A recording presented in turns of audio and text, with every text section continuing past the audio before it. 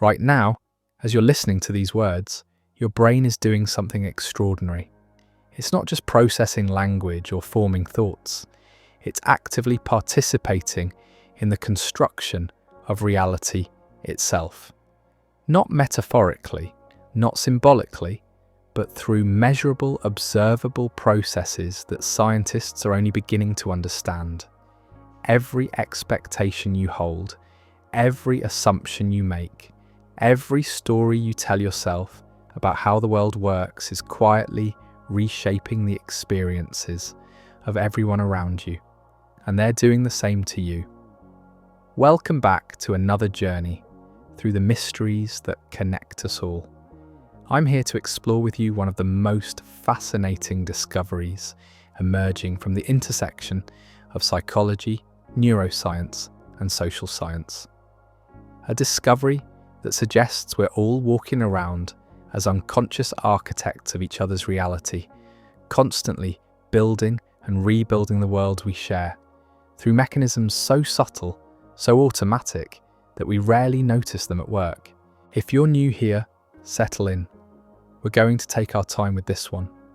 And if you've been on this journey with me before, you know that some ideas need space to breathe, time to unfold. Tonight's exploration is one of those ideas that might just change how you see every interaction you have from this moment forward. So find a comfortable position, let your breathing slow, and prepare to discover how you're not just living in reality, you're actively creating it. Picture this scene for a moment. You walk into a coffee shop on an ordinary Tuesday morning. The barista behind the counter catches your eye and smiles. It's a genuine smile, warm and welcoming. In that instant, something remarkable happens.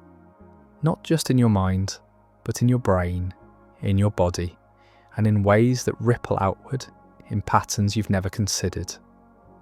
Mirror neurons in your brain fire in response to that smile, creating an echo of the barista's emotional state within your own neural networks. Your posture subtly shifts to mirror theirs. Your breathing synchronizes. Even your heart rate begins to align. Within seconds, without any conscious effort, you've begun to share not just a moment, but a reality. This isn't poetry. This is measurable neuroscience. Research has shown that when we observe others experiencing emotions, the same neural networks activate in our brains as if we were experiencing those emotions ourselves. We don't just see happiness, sadness, or anxiety in others. We literally feel echoes of these states within our own nervous systems. But here's where it gets truly fascinating. That smile you received doesn't just change your inner experience, it changes your behaviour. You might speak more warmly to the next person you encounter. You might make different choices throughout your day. You might even remember events differently, filtering them through the emotional residue of that brief positive exchange. The barista's momentary expression has become part of your reality, and through your changed behaviour, it becomes part of everyone else's reality too. One genuine smile propagating through a network of human consciousness, creating ripples that extend far beyond that coffee shop counter. This is what researchers call emotional contagion, and it's happening constantly, everywhere, between all of us. We're transmitting and receiving emotional states like radio signals, each broadcast subtly tuning the frequency of shared experience. As you listen to this right now, take a moment to notice your own emotional state. How might it be influenced by voices you've heard today, faces you've seen, even the tone of this very conversation? We're all swimming in an ocean of shared feeling, most of it completely below the threshold of conscious awareness. In 1928, sociologists William and Dorothy Thomas proposed something that sounds almost mystical in its implications. They called it the Thomas theorem, and it states simply, if men define situations as real, they are real in their consequences. What they discovered is that it doesn't matter whether our beliefs about reality are objectively true or false. What matters is that we believe them, because our beliefs shape our actions, and our actions shape outcomes, and those outcomes become the reality that everyone else has to navigate. Let me share a story that illustrates this perfectly. In the 1960s, a researcher named Robert Rosenthal conducted an experiment that would become legendary in psychology. He went into elementary schools and randomly selected a group of students. He then told their teachers that these particular children were intellectual bloomers who could be expected to show remarkable academic growth in the coming year. The twist: the children weren't special at all. They were chosen completely at random. The only thing that made them different was the belief their teachers now held about their potential. By the end of the school year, something extraordinary had happened. These randomly selected students had indeed shown significant improvements in their academic performance. Not because they were naturally gifted, but because their teachers' expectations had literally created a new reality for them. The teachers, believing these students were capable of more, unconsciously began treating them differently. They called on them more often. They waited longer for answers. They provided more detailed feedback. They showed more patience with mistakes and more enthusiasm for successes. These subtle changes in behaviour created an environment where the students began to see themselves differently, to expect more from themselves, and ultimately to achieve more. The false belief had become true through the very act of believing it. The teacher's expectations hadn't just predicted reality, they had created it. This phenomenon, known as the Pygmalion effect, isn't limited to classrooms.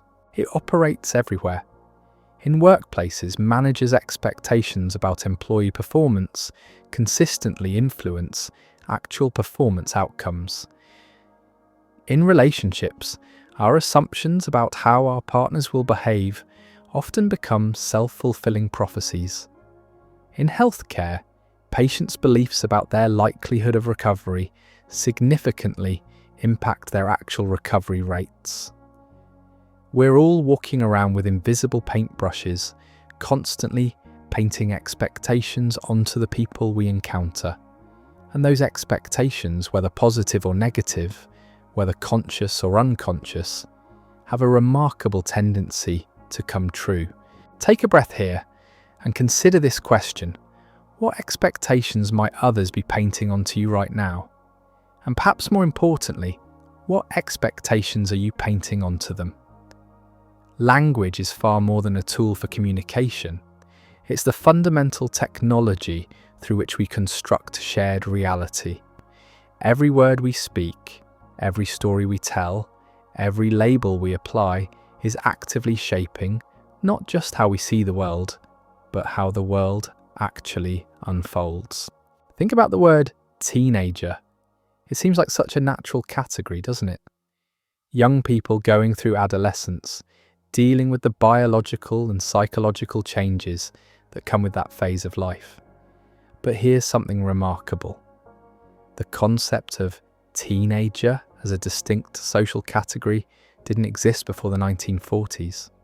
It was literally invented by marketers and social scientists who needed a way to describe a new demographic that was emerging in post-war America. Before that invention, young people transitioned more directly from childhood to adult responsibilities. There was no extended period of adolescent identity exploration, no distinctive teenage culture, no assumption that this age group would naturally rebel against authority or struggle with identity formation.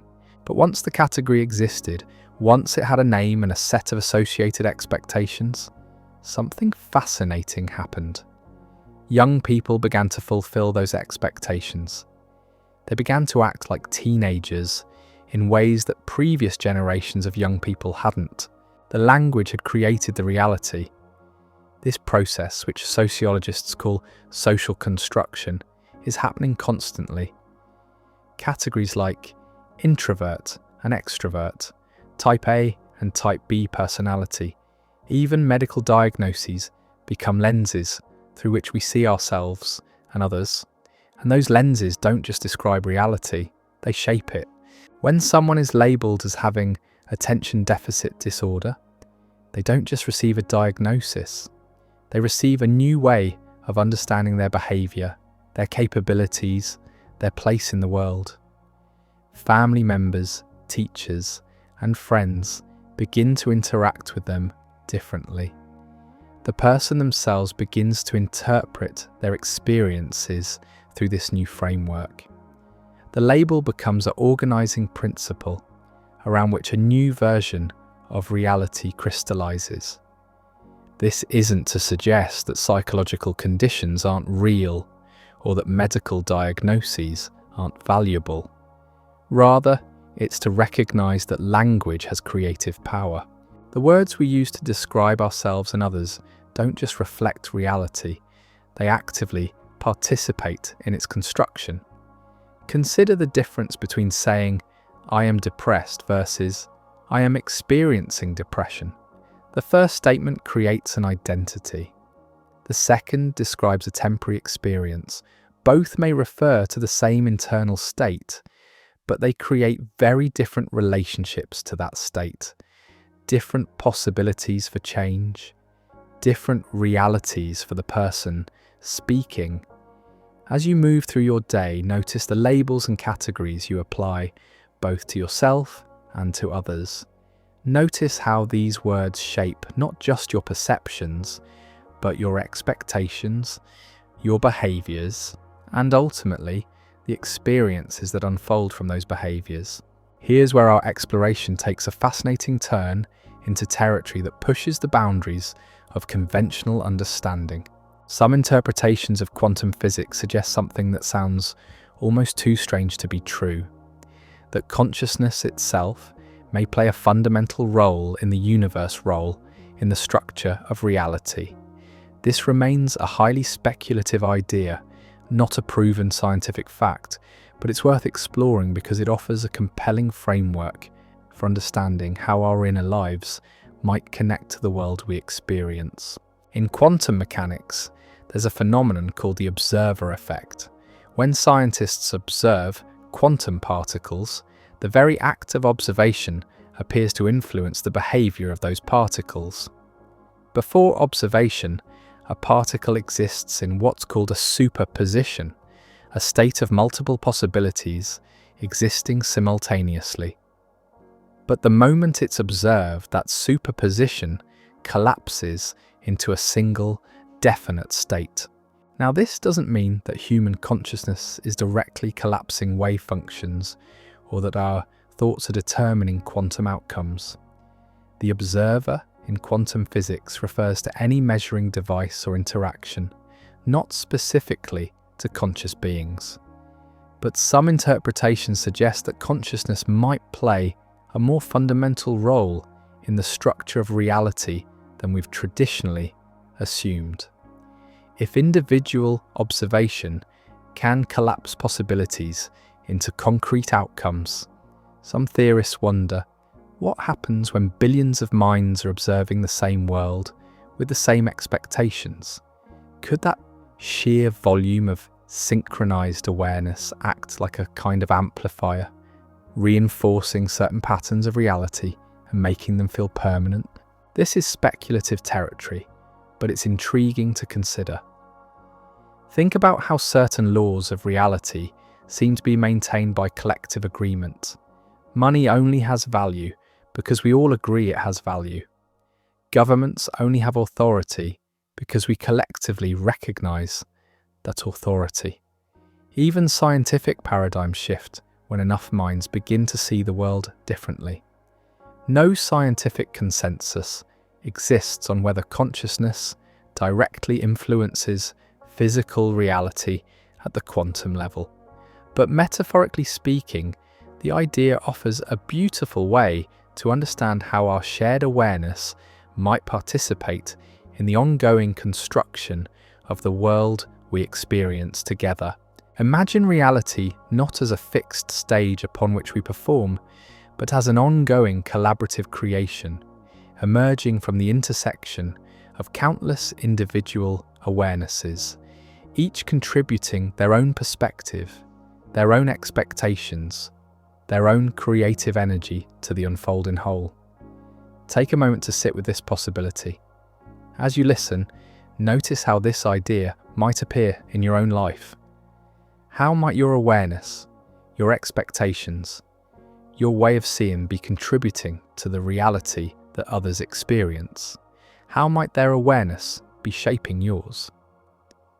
Every day, in countless subtle ways, we're all enrolled in what we might call an invisible curriculum. Not the formal education that happens in classrooms, but the continuous, unconscious education that occurs through every interaction, every glance, every assumption we make about each other. This invisible curriculum is perhaps most visible in the phenomenon researchers call stereotype threat. When people are reminded of negative stereotypes about their group, their performance often suffers, not because the stereotypes are true, but because the awareness of those stereotypes creates anxiety and self-doubt that interferes with their abilities. But the inverse is equally powerful. When people are given positive expectations about their capabilities, when they're seen and treated as competent and worthy, they often rise to meet those expectations in ways that surprise even themselves. Consider the story of Marva Collins, a teacher who worked with students that other educators had labelled as unteachable, children who had been written off by the school system, diagnosed with learning disabilities, considered hopeless cases. Collins refused to accept these labels. Instead, she communicated to each child that they were brilliant, capable, destined for greatness. She didn't just say these things, she structured her entire classroom environment around these beliefs. She gave her students challenging material, held them to high standards, celebrated their successes, and refused to accept excuses for mediocrity. Most remarkably, she consistently communicated her absolute faith in their potential. The results were extraordinary. Students who had been failing began to excel. Children who had been labelled as having learning disabilities began to read at advanced levels. Kids who had been seen as discipline problems became engaged, motivated learners. What had changed? Not the students' innate abilities, not their home environments, not their socio-economic circumstances. What had changed was the reality they were living in, a reality constructed by one person's unwavering belief in their potential. Collins understood something profound about the nature of human development. We don't just learn facts and skills, we learn who we are, what we're capable of, what's possible for us. And we learn these things not primarily through explicit instruction, but through the subtle curriculum of how we're treated, what's expected of us, how others respond to our efforts and failures. This invisible curriculum operates everywhere. In families, parents' expectations about their children's capabilities consistently predict those children's actual achievements. In workplaces, managers who believe in their employees' potential create environments where that potential is more likely to be realised.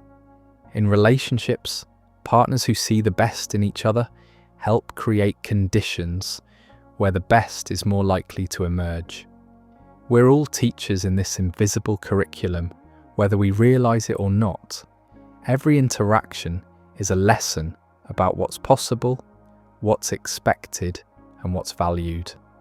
Every response to another person's efforts communicates something about their worth, their capabilities, their place in the world. As you reflect on your own life, consider the invisible curriculum you've experienced. Who saw potential in you that you couldn't see in yourself? Who believed in possibilities for your life that seemed impossible at the time? And perhaps more importantly, whose reality are you helping to construct through your own beliefs and expectations. There's a moment that happens in every meaningful conversation, though most people never notice it. It's the instant when two people stop performing their social roles and begin to actually see each other. The masks drop, the defenses soften, and something genuine passes between them. In that moment, both people's reality shifts, often in ways that echo long after the conversation ends. This isn't just beautiful metaphor, it's measurable biology. When we feel truly seen and understood by another person, our nervous systems literally change. Stress hormones decrease, heart rate variability improves. The vagus nerve, which connects our brain to our heart and digestive system, begins to function more optimally. We enter what researchers call a state of social engagement, where our capacity for connection, creativity, and clear thinking dramatically expands. But here's the remarkable part. This physiological shift doesn't just benefit the person being seen. The person doing the seeing experiences similar changes, genuine attention, the kind that recognizes another's full humanity, appears to be neurologically nourishing for both the giver and receiver. Think about someone in your life who has this quality, someone whose presence makes you feel more like yourself, more capable, more at ease. When you're with this person, you probably find that you think more clearly, speak more authentically, even make better decisions. Their way of being with you has literally altered your state of consciousness, and through that alteration, it has changed the reality you're able to access. This is what presence does. It creates fields of possibility around us. Not mystical fields, but psychological and social spaces where different versions of ourselves become available. The version of you that emerges in the presence of someone who believes in your potential is genuinely different from the version that emerges around someone who sees you as limited or problematic. Take a breath here and notice something. As you listen to these words right now, you're in a form of relationship with me, even though we've never met. The tone I choose, the assumptions I make about your intelligence and curiosity, the respect I offer for your inner life, all of this is creating a particular kind of space.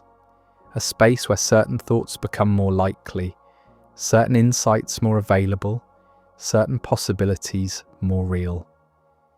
This is happening constantly in your life. Every person you encounter is creating a field of possibility around you through their presence, their attention, their assumptions about who you are and what you're capable of. And you're doing the same for them. We often think we choose our stories, but sometimes it's more accurate to say that stories choose us. The narratives we live within, the roles we find ourselves playing, the identities that feel most real to us often emerge not from our conscious decisions, but from the intersection of countless small moments where others have reflected certain possibilities back to us. Consider the story of identity itself. You have a sense of who you are, a relatively stable feeling of being a particular person with particular qualities, preferences, and ways of being in the world. But where did this identity come from? How much of who you think you are was constructed through the eyes of others? Psychologists call this the looking glass self, the idea that our self-concept develops primarily through our perception of how others see us.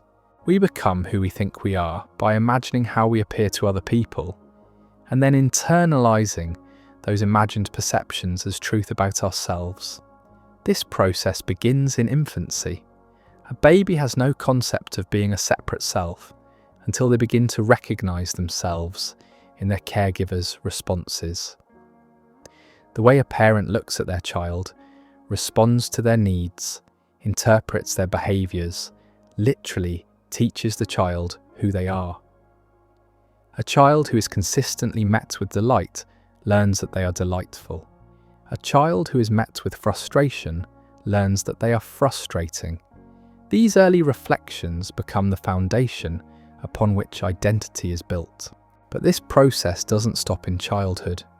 Throughout our lives, we continue to see ourselves reflected in others' responses to us. The colleague who always asks for your opinion communicates that you're someone worth listening to. The friend who seeks your advice suggests that you're wise. The stranger who smiles when they see you implies that you're someone pleasant to encounter. Each of these reflections adds a layer to the story of who you are. Not just who you think you are, but who you actually become. Because identity isn't just an internal experience. It's a lived reality that emerges through relationship, through the ongoing dance of mutual recognition and response. Here's where it gets fascinating. These identity-shaping reflections often happen completely below the level of conscious awareness, the micro-expressions that flicker across someone's face when they first see you, the subtle shift in their posture when you begin to speak, the barely perceptible change in their tone when they respond to your ideas. All of these tiny signals are constantly communicating messages about who you are, messages that your unconscious mind absorbs and integrates into your sense of self. This means that every person you encounter is participating in the ongoing construction of your identity, and you're participating in theirs. Through countless subtle cues, we're all constantly telling each other who we are, what we're worth, what's possible for us. Take a moment to consider this in your own experience. How might your sense of yourself have been shaped by the reflections you've received from others? And how might your way of seeing and responding to people be shaping their sense of who they are? Beliefs, it turns out, behave remarkably like living organisms. They reproduce, they adapt, they compete for resources, they form symbiotic relationships with other beliefs, and they create environments that either support or undermine their own survival.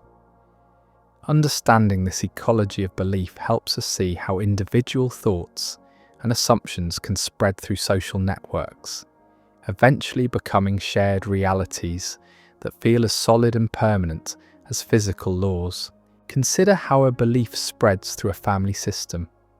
One person develops a conviction about what's possible or what's worthless.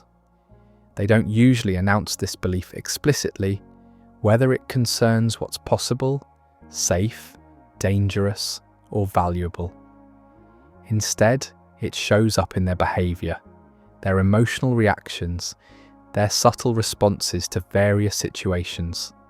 Other family members, especially children, absorb these patterns unconsciously and begin to organise their own behaviour around similar assumptions.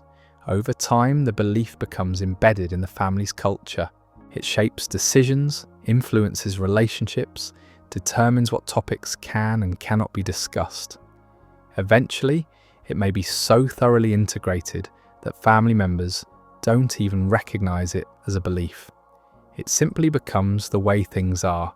But beliefs don't just spread through families.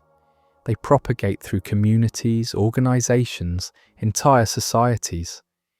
A teacher's assumption about which students are capable of learning advanced mathematics influences not just those students, but their parents, their peers, even future teachers who inherit the same students. A manager's beliefs about what motivates people shapes the work environment for dozens of employees, who then carry those patterns into their own leadership roles.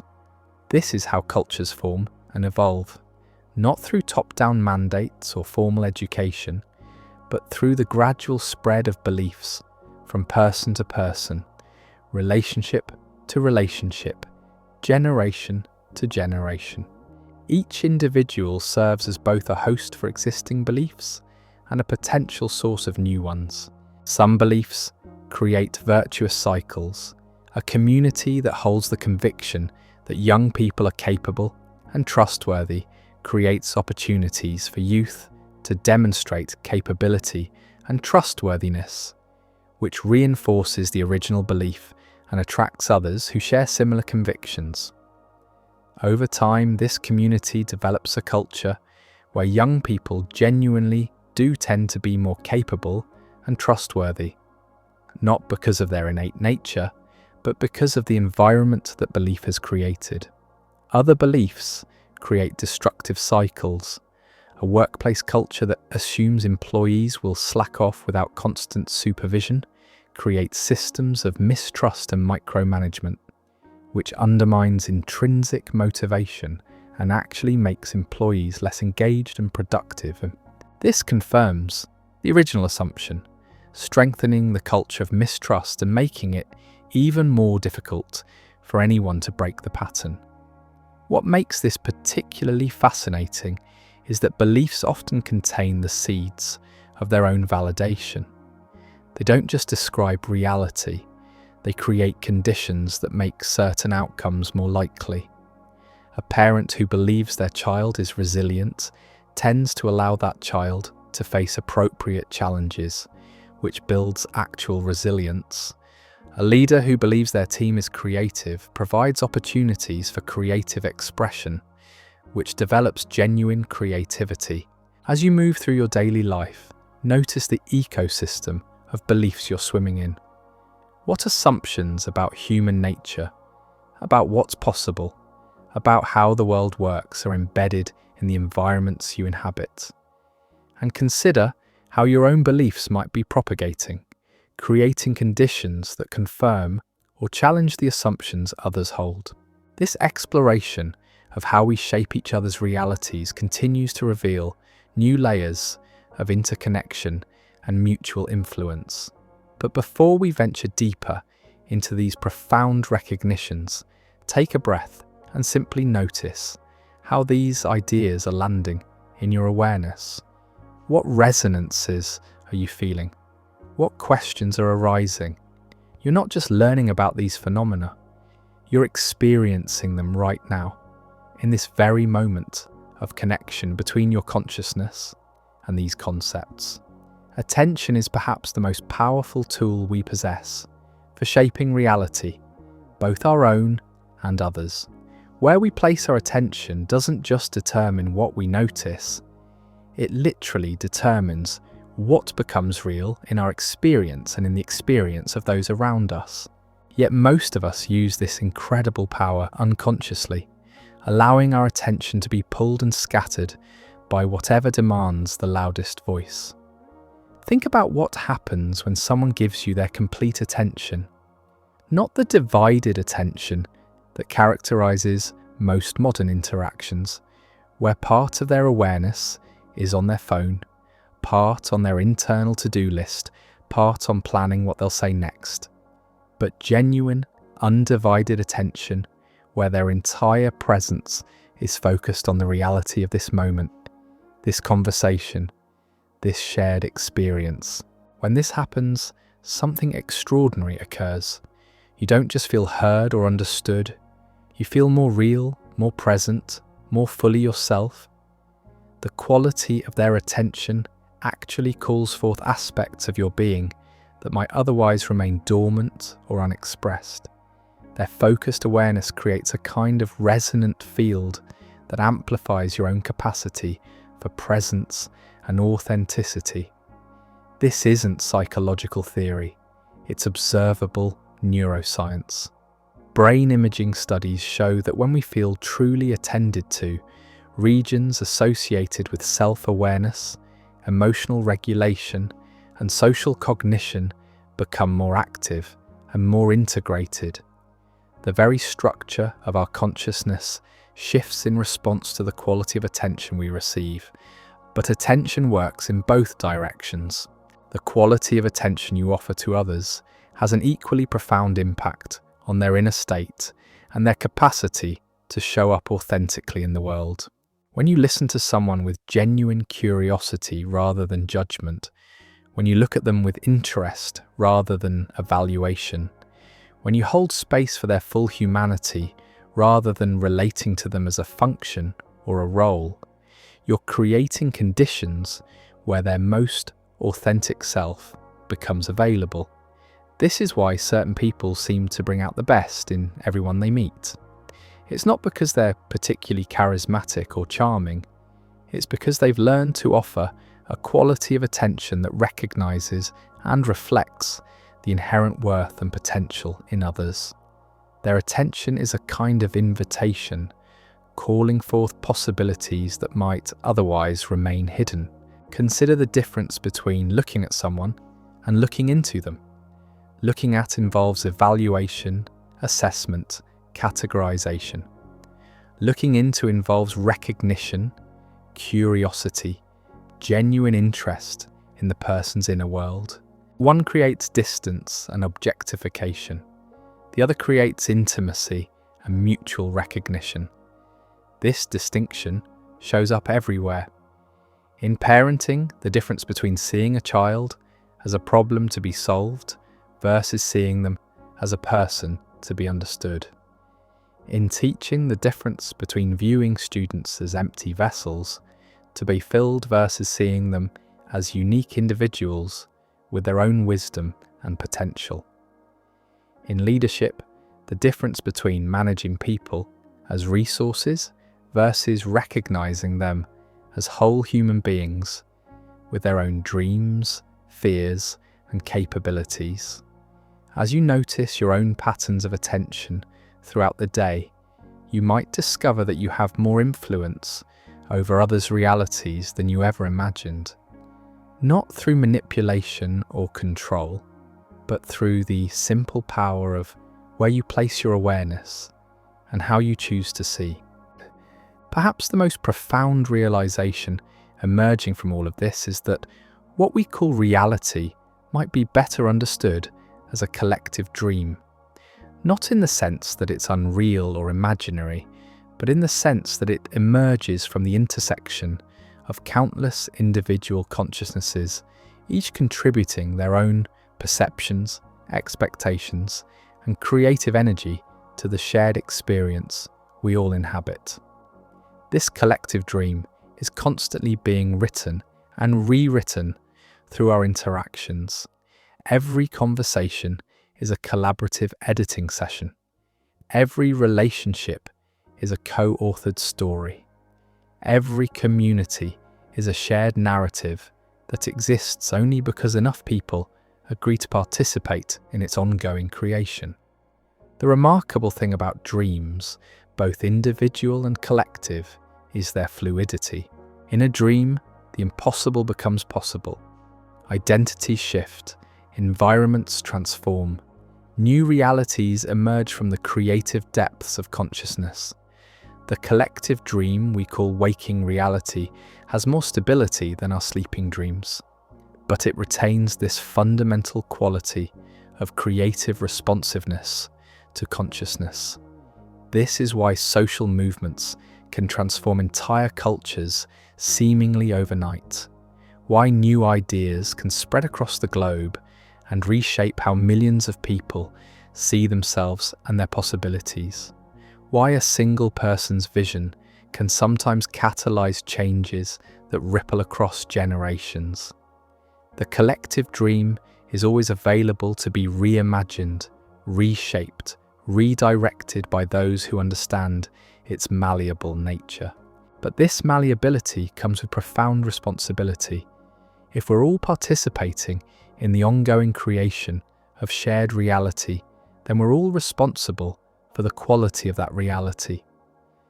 The world we experience together is not something that happens to us. It's something we're actively creating through our beliefs, our attention, our expectations, our ways of being with each other. This means that every moment offers an opportunity to participate more consciously in reality's creation. Every interaction is a chance to contribute something beautiful, something healing, something that expands rather than contracts the possibilities available to everyone involved. As you contemplate this, notice how it feels to consider yourself not as a passive observer of reality, but as an active participant in its ongoing creation. What kind of reality are you helping to weave through your presence, your attention, your beliefs about what's possible? The exploration we've been sharing continues to deepen, revealing ever more subtle and profound ways that consciousness and reality interweave.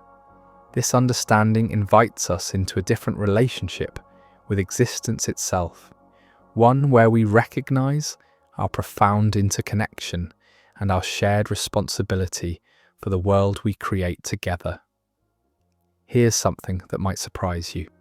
In any given day, you influence the behavior and inner experience of more people than you could possibly count. Not through grand gestures or dramatic interventions, but through the subtle radiation of your own state of being. The person behind you in line at the grocery store, the driver in the car next to you at a red light, the co-worker who passes you in the hallway. Each of these brief encounters carries the potential for what researchers call microtransmissions of emotional and energetic information. This influence doesn't require intention or awareness. It happens automatically through mechanisms that operate far below the threshold of conscious recognition. Your breathing pattern, your posture, the micro-expressions that flicker across your face, the barely perceptible changes in your voice tone. All of these signals are constantly being absorbed and processed by the nervous systems of everyone around you. But here's what makes this truly fascinating. This influence isn't hierarchical. It doesn't flow from powerful to powerless, from leader to follower, from teacher to student. It's completely democratic. The cashier at the coffee shop has just as much capacity to influence a CEO's state of consciousness as the CEO has to influence theirs. The child has just as much power to shift their parent's reality as the parent has to shape the child's. This democratic nature of influence means that every person you encounter is both teacher and student, both influencer and influenced. The homeless person you walk past on the street, the elderly neighbour who waves from their window, the teenager serving you lunch. Each of these individuals carries within them the capacity to alter your state of consciousness in ways that ripple outward into every subsequent interaction of your day. Think about a time when a stranger's kindness shifted something in your perspective.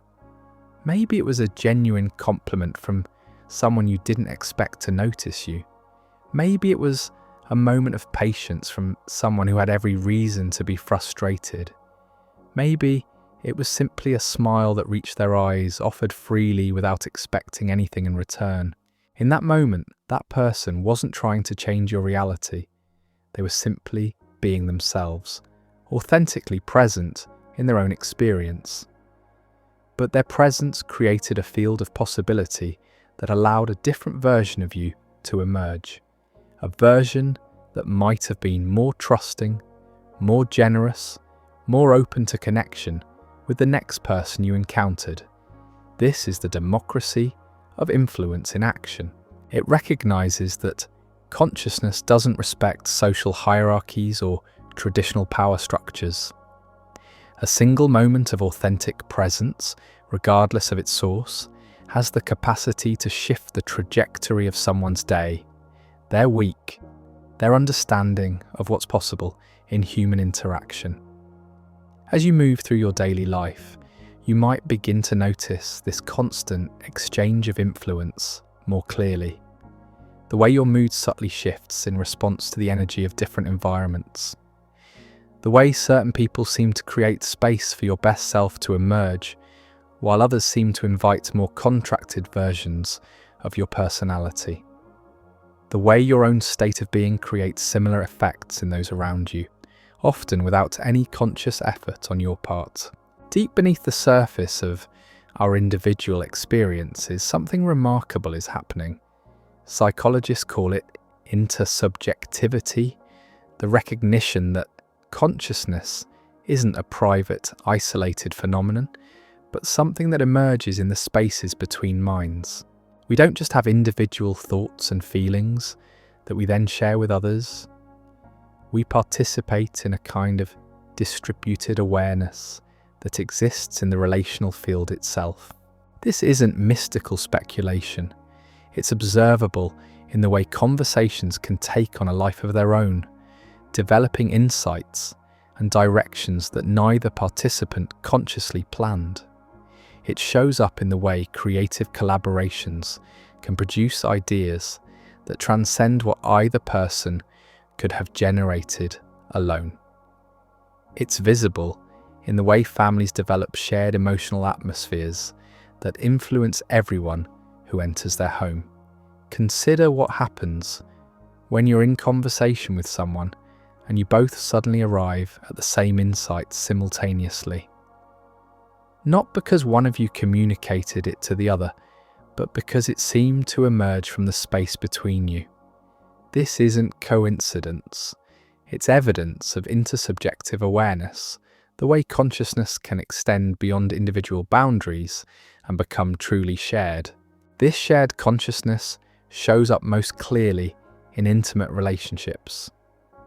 Long-term partners often report experiences of knowing what their partner is thinking or feeling without any verbal communication. Parents frequently describe intuitive awareness of their children's emotional states, even when separated by distance. Close friends can finish each other's sentences not because they're similar, but because they've learned to participate in each other's thought processes. But intersubjectivity isn't limited to close relationships. It operates at every level of human interaction. When you walk into a room where people have been arguing, you can feel the tension in the air even if the argument has stopped. When you enter a space where people have been laughing and celebrating, you can sense the joy even if everyone has become quiet. The emotional residue of shared experiences creates fields of awareness that influence everyone who encounters them. This suggests something profound about the nature of consciousness itself. Rather than being produced by individual brains, consciousness might be more accurately understood as a field phenomenon that individual brains participate in. Like musicians in an orchestra, each contributing their own instrument while participating in a musical reality that transcends any single performance. Take a moment to consider your own experience of this intersubjective dimension. Think about times when you felt truly understood by another person, when it seemed like they could see into your inner world with remarkable clarity, or recall moments when you've had intuitive insights about someone else's experience, knowing things about their inner state that they hadn't directly communicated. These experiences point to a fundamental interconnectedness that operates beneath the surface of ordinary awareness. We're not separate individuals who occasionally connect. We're expressions of a deeper unity that appears as separateness but maintains its essential interconnection through the invisible threads of shared consciousness. In our hyper-connected digital age, we've developed extraordinary technologies for sharing information, but we seem to be losing touch with one of the most fundamental technologies of human connection. The technology of presence, the capacity to be fully here, fully available, fully engaged with the reality that's unfolding in this moment. Presence isn't just a nice quality to have in relationships. It's a transformative force that literally changes the structure of shared experience. When someone offers you their complete presence, when they're not mentally elsewhere or divided in their attention, something shifts in the field between you. Possibilities that weren't available before suddenly become accessible. This technology of presence operates through several interconnected mechanisms. First, it creates safety. When someone is fully present with you, not judging or evaluating or trying to fix or change you, your nervous system can relax into a state of openness. Defenses that normally protect you from potential threats can soften, allowing more of your authentic self to emerge. Second, presence creates resonance. When someone is genuinely attuned to your experience, their nervous system begins to synchronize with yours. Heart rates align, breathing patterns match, brainwave states harmonize. This biological synchrony creates a field of coherence that enhances both people's capacity for clarity, creativity, and connection.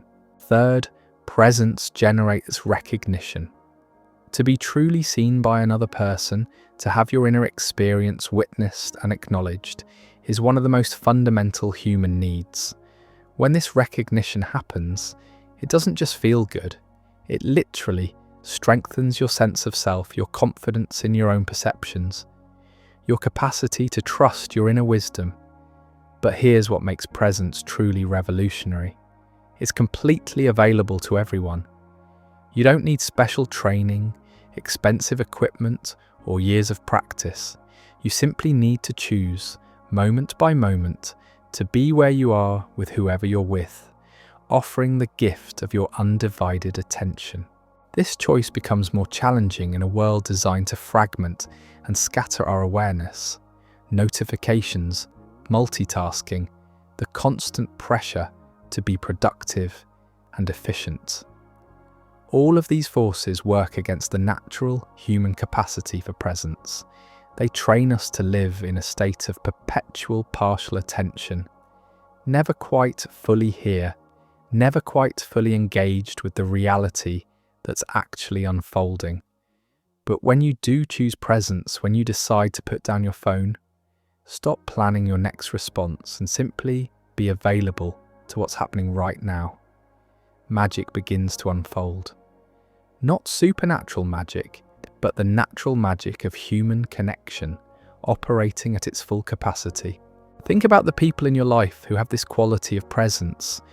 When you're with them, you probably find that time slows down, conversations go deeper, insights emerge more readily. Their presence creates a different kind of reality, one where connection and understanding feel more possible. As you notice your own patterns of attention throughout your day, you might discover opportunities to practice this technology of presence. Moments when you could choose to be fully here rather than mentally elsewhere. Interactions where you could offer the gift of complete attention rather than divided focus.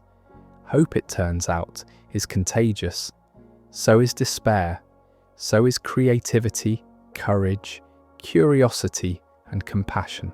But unlike viral infections that spread through physical contact, these qualities of consciousness spread through something far more subtle.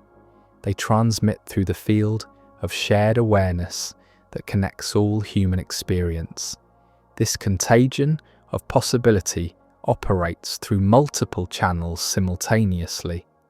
There's the obvious level of verbal communication, where someone shares their vision of what's possible and others begin to imagine similar possibilities for themselves. But more powerful than words are the embodied signals of someone who genuinely believes in potential that others can't yet see. When you encounter someone who embodies a quality you admire, you don't just observe that quality from the outside. Your mirror neuron systems begin to fire in patterns that echo their neural activity. Your brain literally practices being like them, creating new pathways and possibilities within your own consciousness. This is why spending time with people who embody qualities you want to develop can be so transformative. It's not just about learning techniques or strategies. It's about your consciousness beginning to resonate with theirs, creating internal conditions where those same qualities can emerge naturally. Consider the phenomenon of what researchers call emotional elevation. When you witness someone acting with exceptional kindness, courage, or integrity, you don't just feel good about what you've seen. You experience a shift in your own capacity for similar actions. The witness to goodness becomes more good. the observer of courage becomes more courageous. This elevation effect demonstrates how consciousness shapes consciousness across the boundaries of individual minds. We're not sealed units, each generating our own separate experiences. We're more like tuning forks, each capable of being set into resonance by the vibrations of others. But this contagion works in all directions. Just as positive qualities can spread through social networks, so can limiting beliefs, fear, cynicism, and despair. The person who consistently sees problems rather than possibilities, who focuses on what's wrong rather than what's working, creates a field that makes it more difficult for others to access their own creativity and optimism. This isn't about toxic positivity or denying real challenges. It's about recognizing that the quality of consciousness we bring to any situation influences what becomes possible within that situation. When we approach difficulties with curiosity rather than defeat, with creativity rather than resignation, we create conditions where solutions are more likely to emerge. As you move through your daily interactions, you might begin to notice this contagion of possibility more clearly. How do different people affect your sense of what's achievable? How does your own embodied belief in possibility influence the energy and creativity of those around you? Take a breath here and consider the field you're creating right now through your own state of consciousness. What qualities are you embodying that might be transmitting to others? What possibilities are you making more or less available through your presence in the world? What if creating reality isn't something that happens to you, but something you participate in consciously, moment by moment, through the quality of awareness you bring to each experience? This isn't about positive thinking or visualization techniques. It's about understanding that consciousness and reality exist in a dynamic, creative relationship where each continuously shapes the other. This art of reality weaving operates through several subtle but powerful practices.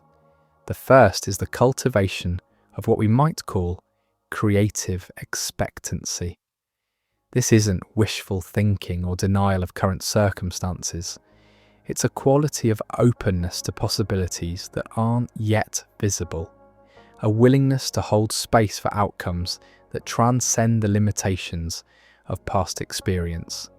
Creative expectancy shows up as curiosity in the face of challenges. Instead of immediately assuming you know how a difficult situation will unfold, you remain genuinely interested in what might emerge.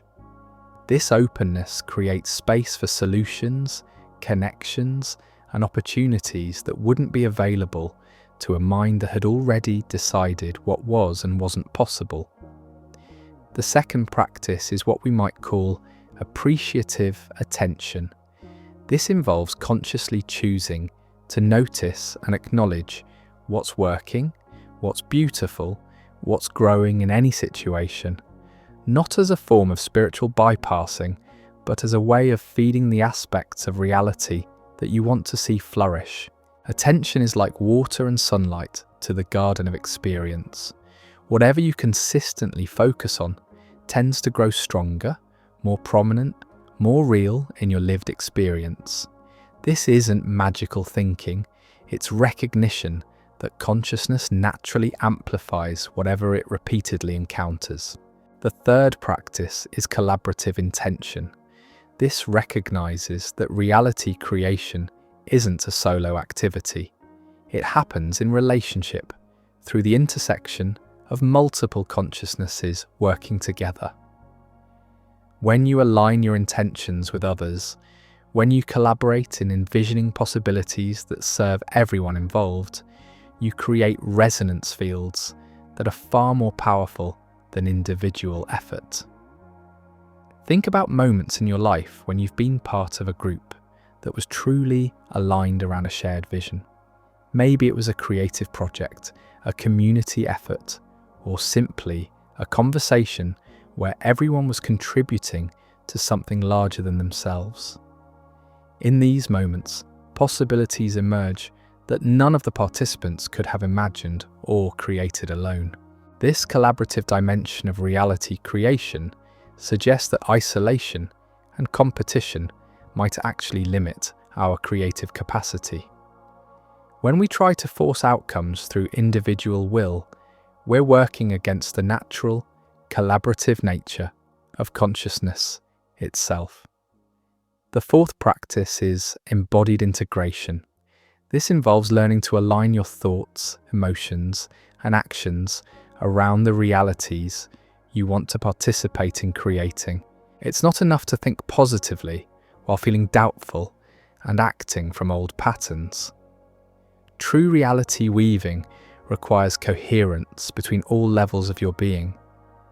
As you explore these practices in your own life, you might notice that reality becomes more responsive, more creative, more aligned with your deepest values and intentions. Not because you're controlling outcomes, but because you're participating more consciously in the ongoing dance between consciousness and experience, with the recognition that we're all constantly influencing each other's realities comes a profound responsibility. Every thought you think, every emotion you feel, every action you take ripples outward into the web of shared experience.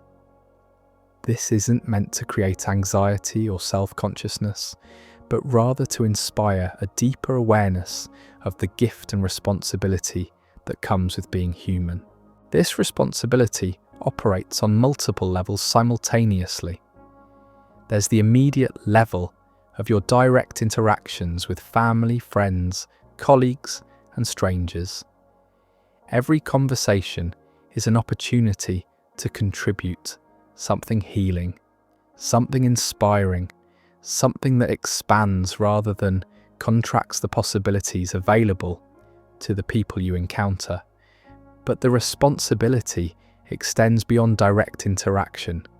Your internal state, your private thoughts and emotions also contribute to the collective field of human consciousness.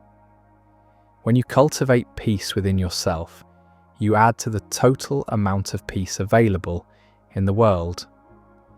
When you work with your own fears and limitations, you make it easier for others to work with theirs. This isn't metaphysical speculation. It's observable through the way emotional states spread through social networks. The way one person's transformation often catalyzes change in their entire family system.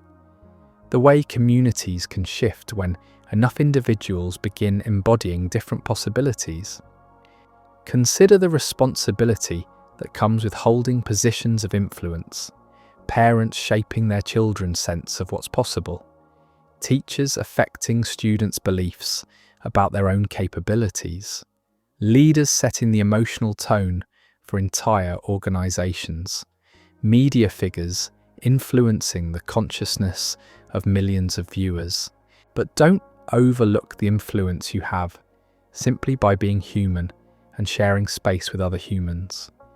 Your checkout person at the grocery store, your Uber driver, the person sitting next to you on the bus. Each of these interactions is an opportunity to contribute something positive to the collective human experience. This responsibility isn't a burden. It's an invitation to live more consciously, more intentionally, more aligned with your deepest values. When you recognize that your way of being in the world matters, that it literally affects the reality that others experience, life becomes infused with greater meaning and purpose. As you contemplate this responsibility, notice how it feels in your body, in your heart. Does it inspire you to show up differently in your daily interactions? Does it invite you to pay more attention to the quality of consciousness you're embodying moment by moment? Take a gentle breath here and allow yourself to feel the profound interconnectedness that underlies all human experience. You're not separate from the world around you. You're woven into it, contributing to it, helping to create it through every choice you make about how to be present with life itself. The recognition of this interconnection and mutual influence invites us into a different relationship with existence. One where we see ourselves not as isolated individuals struggling to get our needs met, but as expressions of a larger intelligence that's constantly creating and recreating reality through the dance of relationship and shared awareness. This understanding doesn't diminish the importance of individual choice and personal responsibility. Rather, it places these qualities within a larger context of mutual influence and collective creation. Your choices matter not just for you, but for everyone whose life touches yours, directly or indirectly. As we continue to explore these profound recognitions about the nature of reality and consciousness, remember that you're not just learning about these phenomena, you're actively participating in them right now, in this very moment of shared awareness between your consciousness and these ideas. As we stand at the threshold of unprecedented global connectivity, something remarkable is emerging. For the first time in human history, the thoughts and emotions of individuals can spread across the entire planet within hours. Social media, global communication networks, and digital technologies have created a nervous system for collective human consciousness that operates at the speed of light. This technological amplification of our natural capacity for mutual influence brings both extraordinary opportunities and sobering responsibilities. A single video, a viral message, a shared story can now reach billions of minds simultaneously, potentially shifting the collective reality we all inhabit. But technology is only the amplifier. The signal itself remains fundamentally human. The quality of consciousness that we each bring to our digital interactions, the intentions behind our online expressions, the awareness we cultivate in our virtual connections, all of this contributes to the emerging reality that future generations will inherit. Consider how different the digital landscape could be if more people understood the principles we've been exploring together. What if social media platforms became spaces for elevating rather than diminishing human consciousness? What if online interactions were guided by an awareness of how profoundly we influence each other's inner states? This isn't utopian fantasy. It's a recognition that the same mechanisms that allow negative patterns to spread virally can also propagate healing, wisdom, creativity, and connection. The choice of what we amplify through our participation in digital networks is still ours to make. As artificial intelligence becomes more sophisticated, we're also approaching a fascinating threshold where the distinction between individual and collective intelligence may become increasingly fluid. Machine learning systems that can process and synthesize the thoughts and expressions of millions of humans might serve as mirrors of our collective consciousness, reflecting back to us patterns we couldn't see from within our individual perspectives. This emerging symbiosis between human and artificial intelligence raises profound questions about the future of reality creation. If consciousness really does participate in shaping experience, how might the integration of human awareness with artificial processing power affect the very nature of reality itself? These questions remain largely speculative, but they point toward a future where our understanding of consciousness, reality, and mutual influence will become increasingly important for navigating the complex challenges and opportunities ahead. As you contemplate your own role in this unfolding future, consider how the awareness you've been developing through our exploration together might contribute to the evolution of human consciousness. How might your more conscious participation in reality creation ripple outward to benefit not just those immediately around you, but the larger web of life itself? The future of shared reality is being written right now through billions of individual choices about how to think, feel, and act in relationship with others. Your participation in this creative process isn't optional. It's happening whether you're aware of it or not. The only question is whether you'll participate consciously or unconsciously, intentionally or automatically. As we near the conclusion of this exploration into the profound ways we create each other's realities, take a moment to appreciate the journey we've shared. From the subtle mechanisms of emotional contagion to the democratic nature of influence, from the technology of presence to the responsibility that comes with recognition of our interconnection. Each of these recognitions invites you into a different relationship with existence itself, one where you see yourself not as a separate individual navigating an objective world, but as a conscious participant in the ongoing creation of shared reality. One where every interaction becomes an opportunity to contribute something beautiful to the collective human experience. This understanding doesn't make life more complicated, it makes it more meaningful. It transforms ordinary moments into opportunities for conscious creation. It turns every relationship into a collaborative work of art. It reveals the profound significance of simply being present, aware, and intentional in your daily experience. The reality you're creating through your consciousness, your choices, and your way of being in the world matters more than you might have ever imagined. Not because you're special or separate, but because you're intimately connected to the web of shared experience that includes all of us. Every human face is a mirror, not in the obvious sense of reflecting light, but in the profound psychological sense of reflecting back versions of ourselves that we might never discover alone.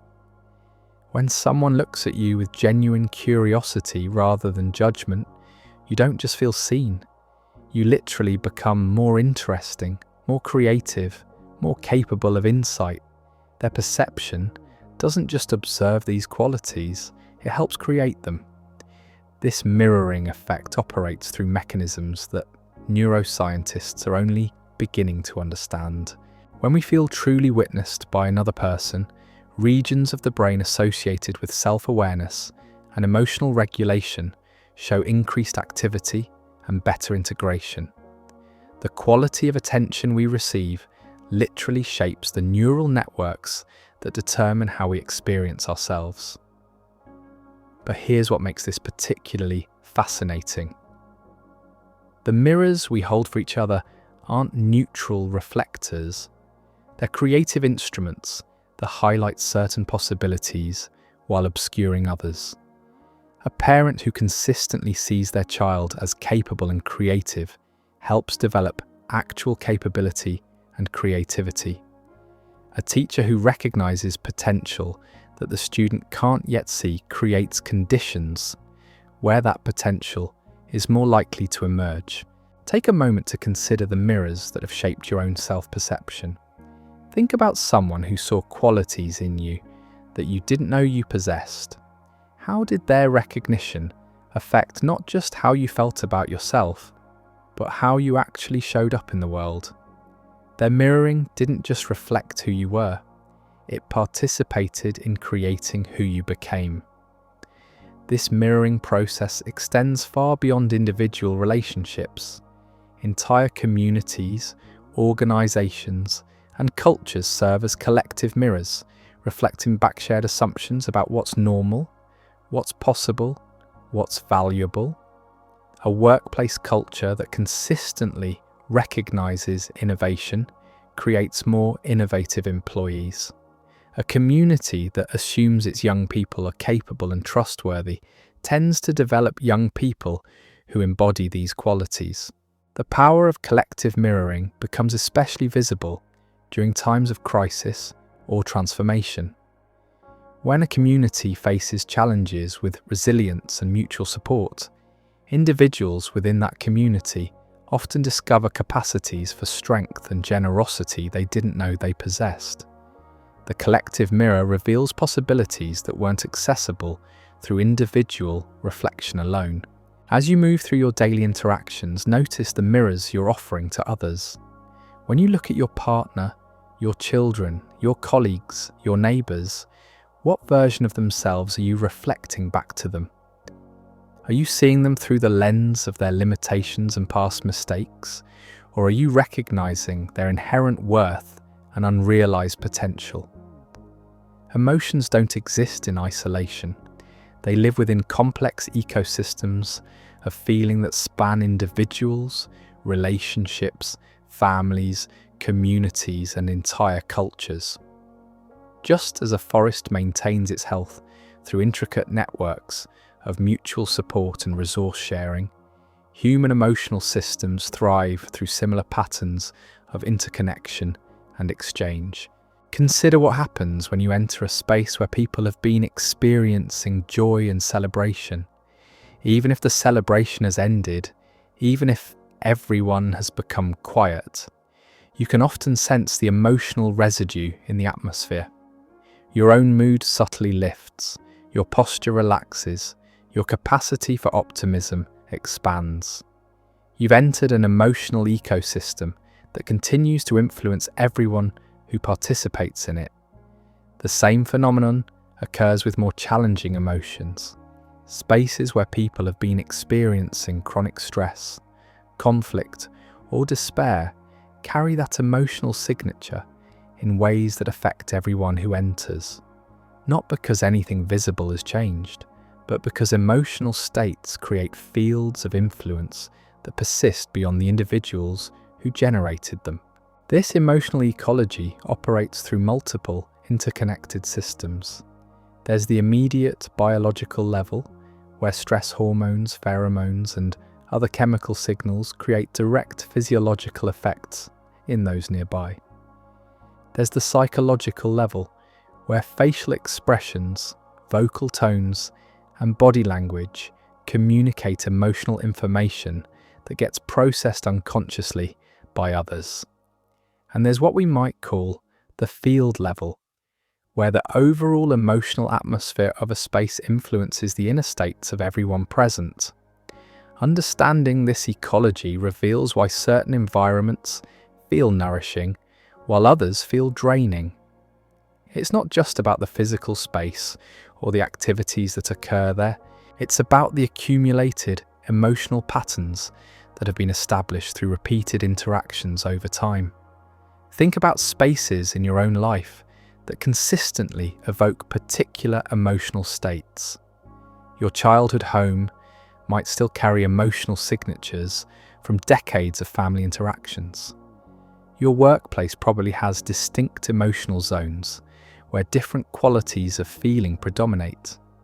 Even your car might hold emotional residues from years of commutes, conversations, and private moments. This recognition carries profound implications for how we create and maintain the environments we inhabit. Every emotional state we bring to a space contributes to its overall ecology. Every interaction either reinforces existing patterns or introduces new possibilities.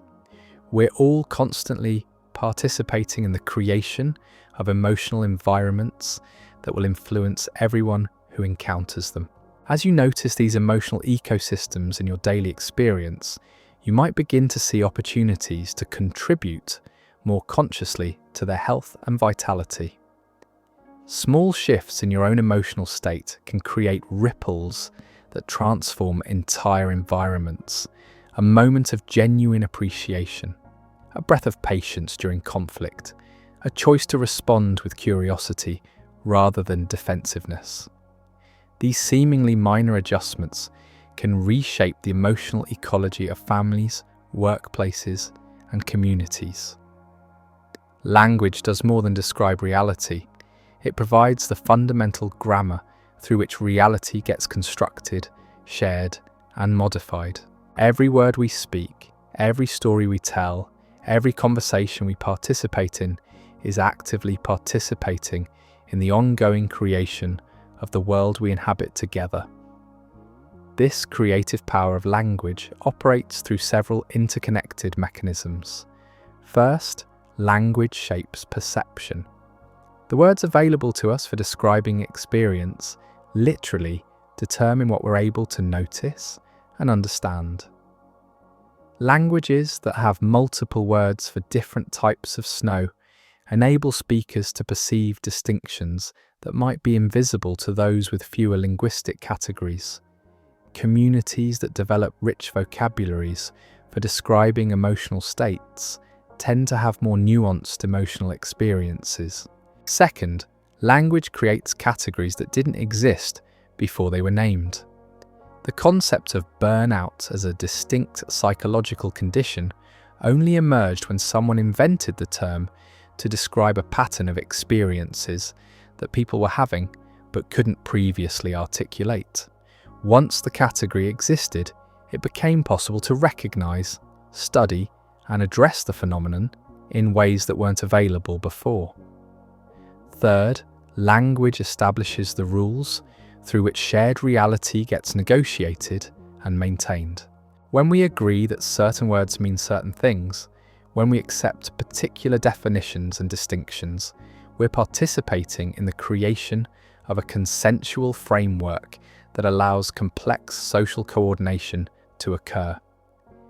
Consider how the language used in your family, workplace, or community shapes the reality experienced by everyone in those contexts. Organizations that consistently use language of possibility, growth, and mutual support create different environments than those dominated by language of scarcity, blame, and competition. Not because the words themselves have magical power, but because language guides attention, shapes expectations, and influences the behavioral patterns that create actual outcomes.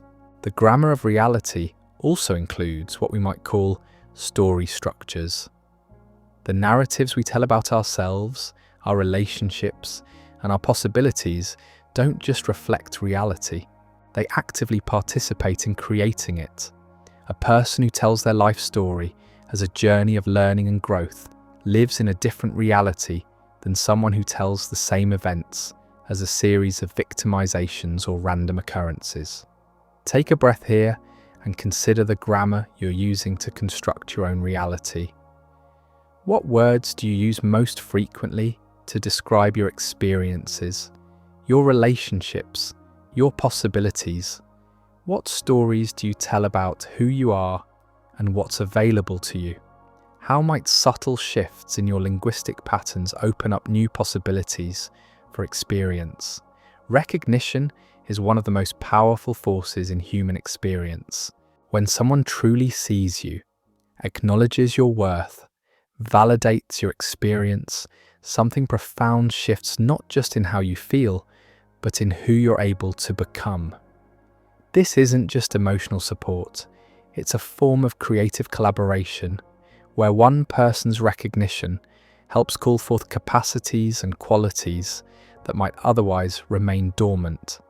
This process of mutual recognition creates expanding circles of influence that extend far beyond the original interaction. When you feel genuinely seen and valued by someone, you're more likely to extend similar recognition to others. When your potential is acknowledged and supported, you become more capable of recognizing and supporting potential in those around you. Think about a time when someone recognized something valuable in you that you couldn't see yourself. Maybe they acknowledged a skill you thought was ordinary, appreciated a quality you took for granted, or expressed confidence in your ability to handle a challenge you found intimidating. How did their recognition affect not just your relationship with them, but your relationships with others? How did it change your willingness to take risks, to express yourself authentically, to extend similar support to people in your own life. This ripple effect of recognition creates what researchers call virtuous cycles in social systems. Communities where recognition and appreciation are common tend to develop higher levels of trust, creativity, and mutual support. Organizations where people feel genuinely valued show increased engagement, innovation, and resilience. Families where each member's unique contributions are acknowledged create environments where everyone thrives. But recognition isn't just about positive feedback or encouragement.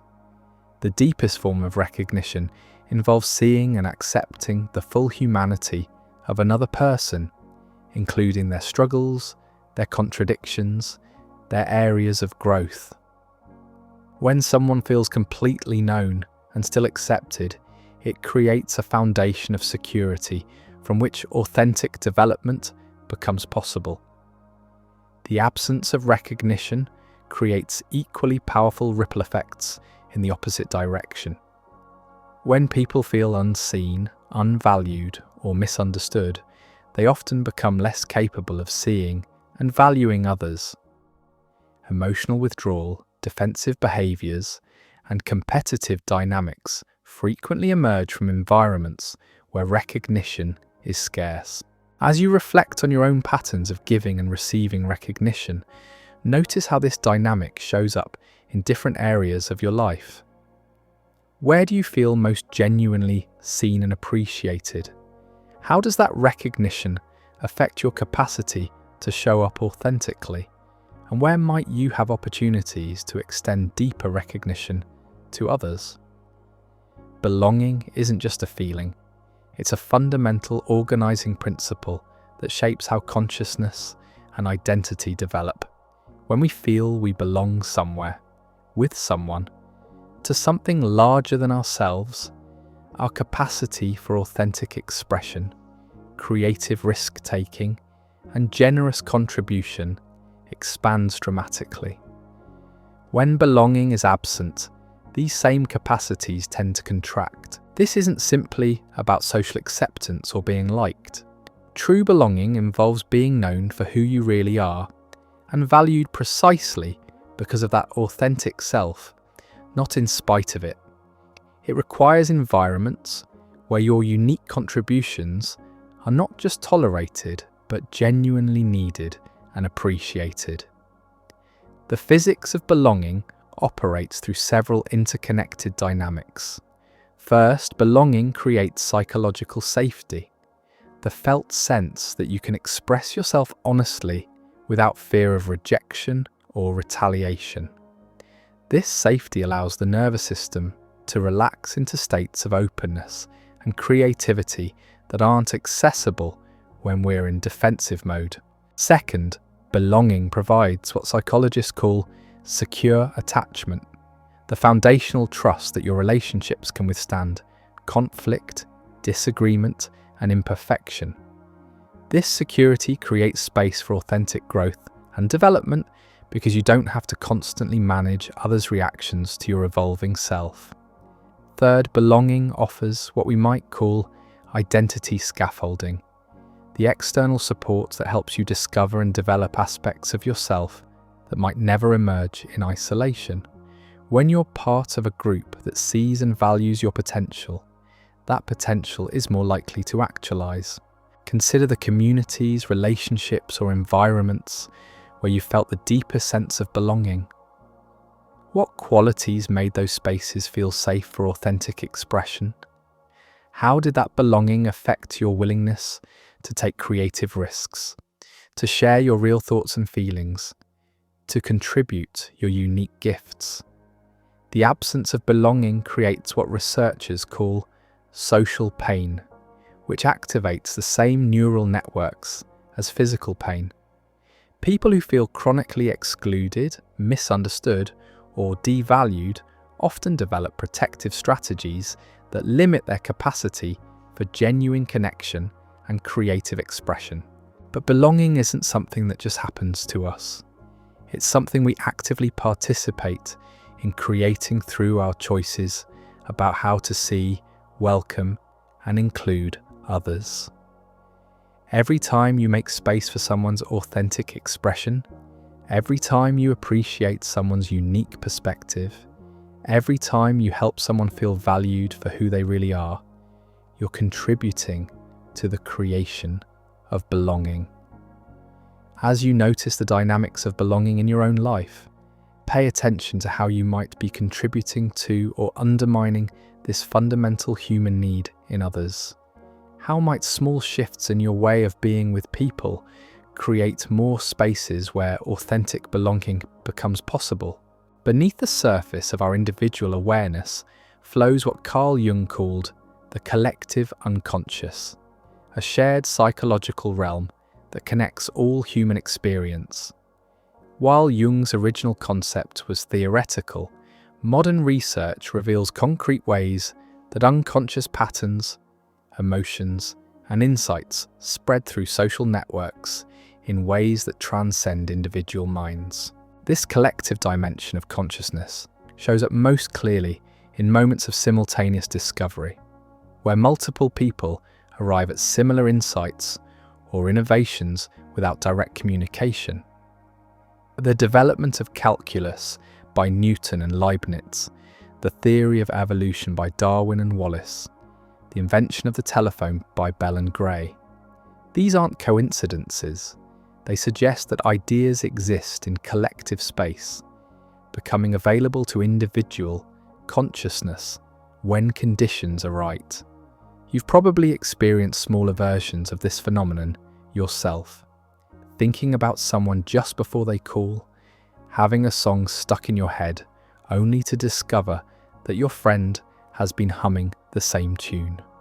Arriving at insights in conversation that seem to emerge from the space between minds rather than from either individual participants.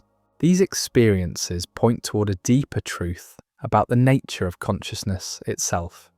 We're not sealed units, each generating our own separate stream of thoughts and feelings. We're more like individual instruments in a vast orchestra, each contributing our unique voice while participating in a musical reality that transcends any single performance. This collective dimension becomes especially apparent during times of cultural transition or crisis. New ideas, insights, and possibilities seem to emerge simultaneously in multiple places, as if the collective unconscious is generating solutions to shared challenges. The civil rights movement, the environmental movement, the digital revolution. Each of these transformations involved countless individuals who seem to be responding to the same evolutionary impulse without central coordination. But the collective unconscious isn't just about grand historical movements. It operates in the intimate spaces of daily life, through the patterns, assumptions, and emotional atmospheres that families, communities, and organizations develop over time. These shared unconscious patterns influence individual behavior in ways that most people never recognize. Think about the unspoken rules that govern behavior in different social contexts, the subtle agreements about what can and cannot be discussed, what emotions are acceptable, what possibilities are considered realistic. These collective patterns operate like invisible software, shaping individual choices and perceptions without most people ever becoming conscious of their influence. As you develop awareness of these collective patterns in your own life, you might begin to notice how much of what you consider your individual personality is actually shared cultural programming. This recognition doesn't diminish your uniqueness. Rather, it reveals the profound interconnectedness that underlies all human experience and opens possibilities for more conscious participation in collective creation. Understanding how we shape each other's realities brings with it both tremendous opportunity and profound responsibility. Once you recognize that your way of being in the world literally influences the experiences of everyone around you. Every interaction becomes an opportunity for conscious creation.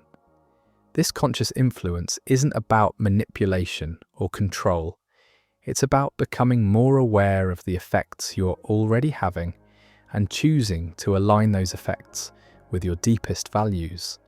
It's about recognizing that you're always influencing others and deciding to do so in ways that contribute to healing, growth, and expanded possibility rather than limitation and contraction. The art of conscious influence operates through several key practices. First is the cultivation of authentic presence. When you're genuinely here, fully available to the reality of this moment, you create a field that invites others into deeper presence as well. This isn't a technique you apply. It's a quality of being that emerges naturally when you stop trying to be somewhere else or someone else. Second is the practice of appreciative attention. Instead of automatically focusing on what's wrong, what's missing, or what needs to be fixed, you consciously choose to notice and acknowledge what's working, what's beautiful, what's growing. This shift in attention doesn't deny problems or challenges. It simply recognizes that whatever receives consistent attention tends to strengthen and expand. Third is the art of holding space for others' potential. This involves seeing people not just as they currently are, but as they're capable of becoming. It means responding to their highest possibilities rather than their current limitations. When you consistently relate to someone's potential, you create conditions that make the actualization of that potential more likely. Fourth is the practice of generous interpretation. Instead of assuming negative motivations behind others' actions, you choose to give people the benefit of the doubt, to look for the positive intention beneath problematic behaviors. This doesn't mean being naive or failing to maintain appropriate boundaries. It means recognizing that people generally do their best given their current level of awareness and capacity. As you experiment with these practices in your daily life, notice how they affect not just your relationships with others, but your own inner experience. Conscious influence is ultimately about alignment between your values and your actions, between your intentions and your effects. When this alignment exists, influence happens naturally as an expression of who you are rather than something you try to do. Take a gentle breath here and consider how you might apply these principles in your current circumstances. What would change in your relationships if you brought more conscious awareness to your influence? How might your family, workplace, or community shift if more people understood and practiced these principles?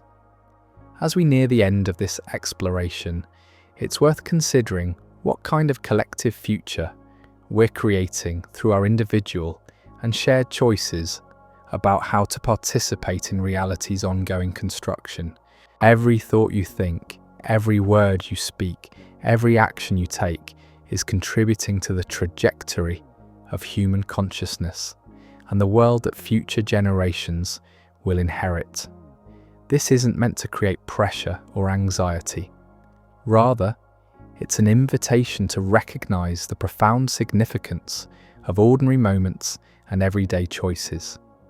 The patience you show to a struggling child, the compassion you extend to a difficult colleague, the curiosity you bring to a challenging situation. These seemingly small acts contribute to the collective field of human possibility in ways that extend far beyond their immediate context. We're living at a unique moment in human history when individual consciousness can influence global patterns with unprecedented speed and reach. A single insight, story, or creative expression can spread across the planet within hours, potentially shifting the awareness of millions of people. This technological amplification of our natural capacity for mutual influence means that personal transformation and collective evolution are more intimately connected than ever before. But technology is only the amplifier. The signal itself remains fundamentally human. The quality of consciousness that each of us brings to our digital interactions, the intentions behind our online expressions, the awareness we cultivate in our virtual connections, all of this contributes to the emerging reality that we're creating together. Consider how different the world could become if more people understood the principles we've been exploring together. What if schools taught children about their capacity to influence each other's development through recognition and encouragement? What if workplaces operated from an understanding of how collective consciousness shapes individual performance? What if communities organise themselves around the recognition that we're all participating in each other's becoming? These possibilities aren't utopian fantasies. They're natural extensions of what happens when human beings understand and consciously apply the principles that govern our mutual influence. The same mechanisms that currently propagate division, fear, and limitation can just as easily spread healing, wisdom, and expanded possibility. As you contemplate your own role in this unfolding future, remember that transformation doesn't require grand gestures or dramatic interventions. It happens through the accumulation of countless small choices to respond with awareness rather than reactivity, with curiosity rather than judgment, with generosity rather than scarcity. The future we're creating together is being written right now through billions of individual decisions about how to think, feel, and act in relationship with others. Your participation in this creative process isn't optional. It's happening whether you're conscious of it or not. The only question is whether you'll participate intentionally or automatically, with awareness or unconsciously. We've journeyed together through the intricate landscape of how consciousness shapes consciousness, how individual awareness participates in collective reality, how we're all constantly creating and recreating the world we share through mechanisms so subtle, so automatic, that most people never notice them at work. From the mirror neurons that help us feel what others feel, to the language that provides the grammar for shared reality, from the Thomas theorem that reveals how beliefs create consequences, to the democratic nature of influence that operates in every human interaction. From the technology of presence that transforms ordinary moments into opportunities for healing, to the responsibility that comes with recognizing our profound interconnection. Each of these insights points toward the same fundamental recognition. You are not separate from the world around you. You're woven into it, contributing to it, helping to create it through every choice you make about how to be present with life itself. Your consciousness doesn't just observe reality, it participates in its ongoing creation. This understanding doesn't diminish the importance of individual choice and personal responsibility. Rather, it places these qualities within a larger context of mutual influence and collective creation. Your choices matter, not just for you, but for everyone whose life touches yours, directly or indirectly.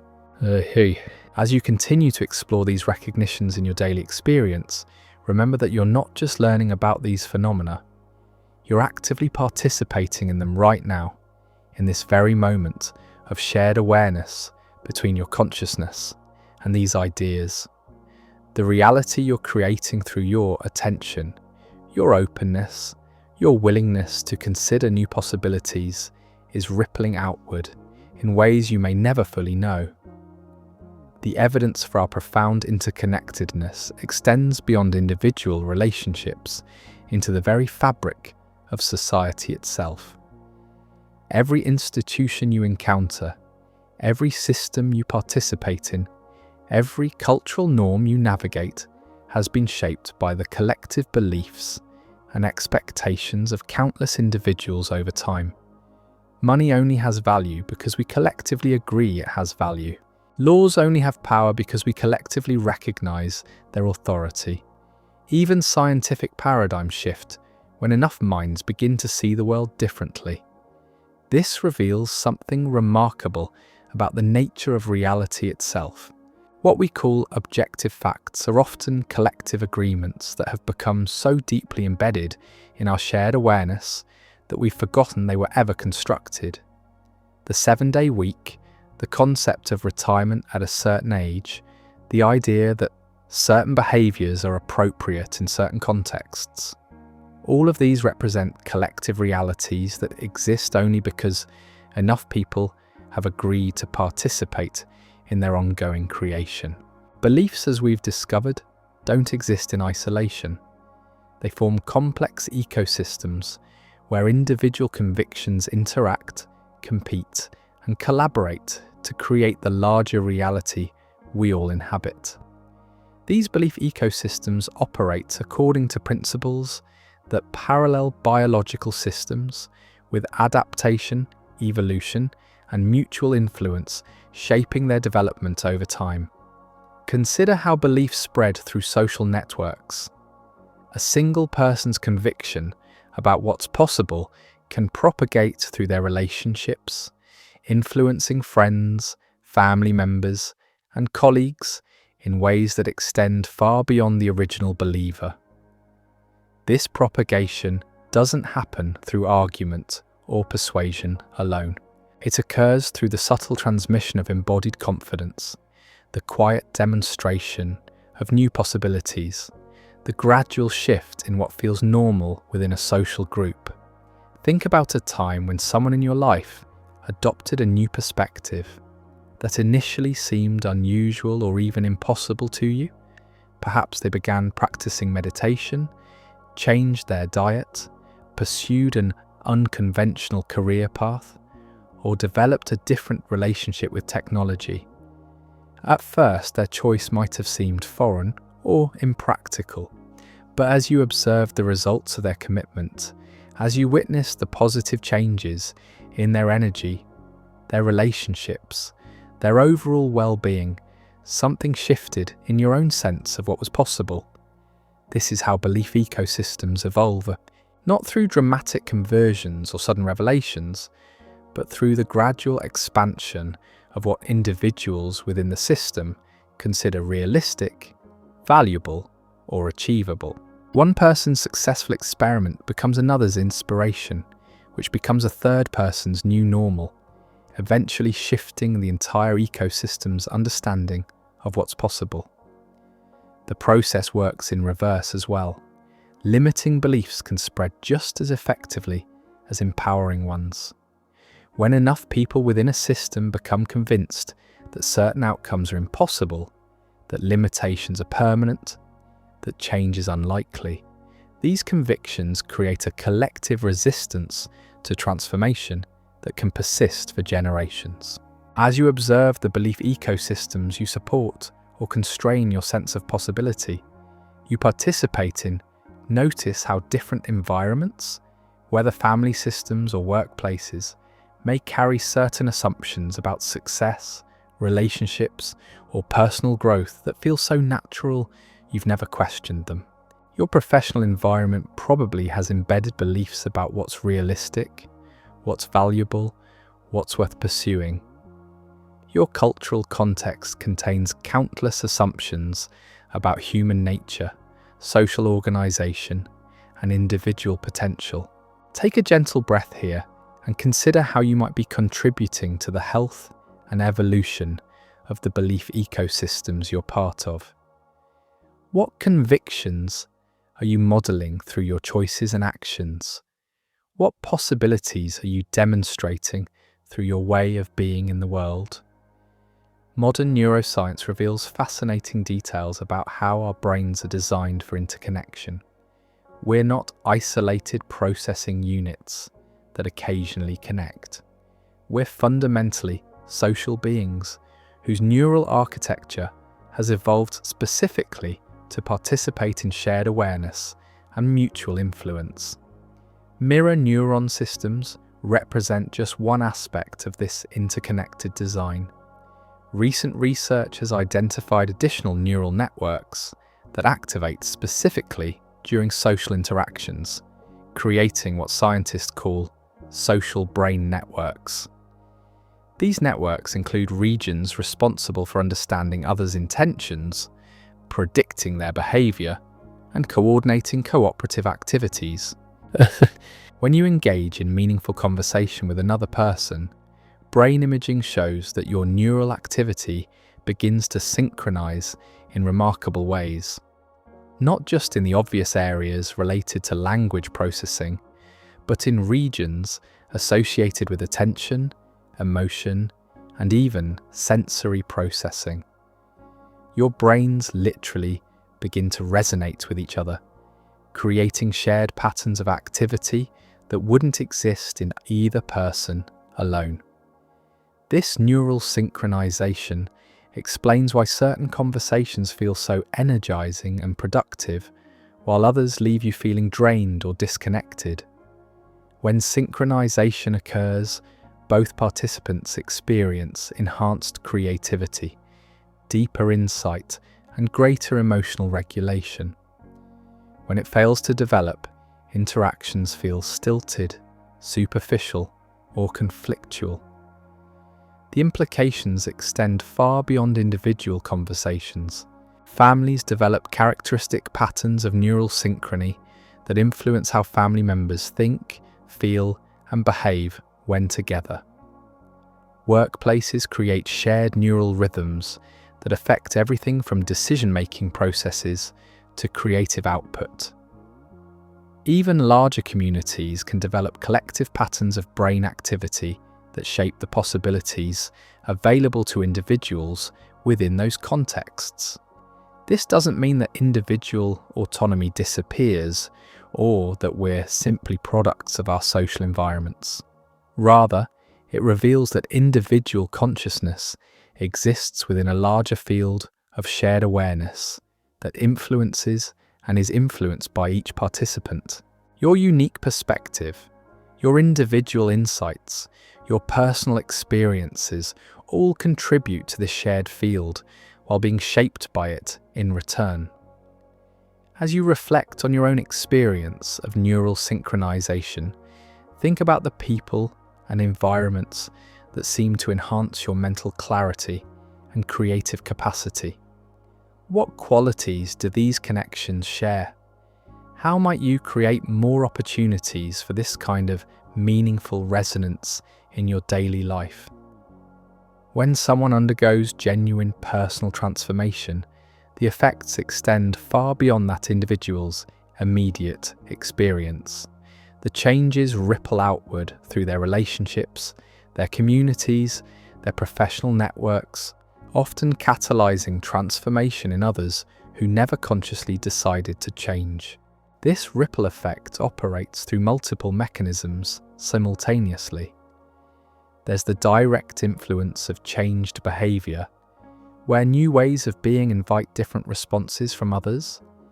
There's the modeling effect, where transformation demonstrates new possibilities to those who witness it.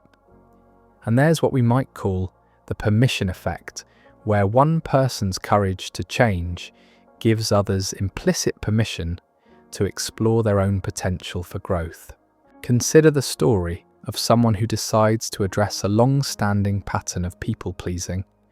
As they develop healthier boundaries, express their authentic needs more directly, and stop taking responsibility for others' emotions, something remarkable happens. The people around them initially resist these changes, often unconsciously attempting to restore the familiar dynamic. But over time, those who genuinely care about the relationship begin to develop their own capacity for authentic communication and mutual respect.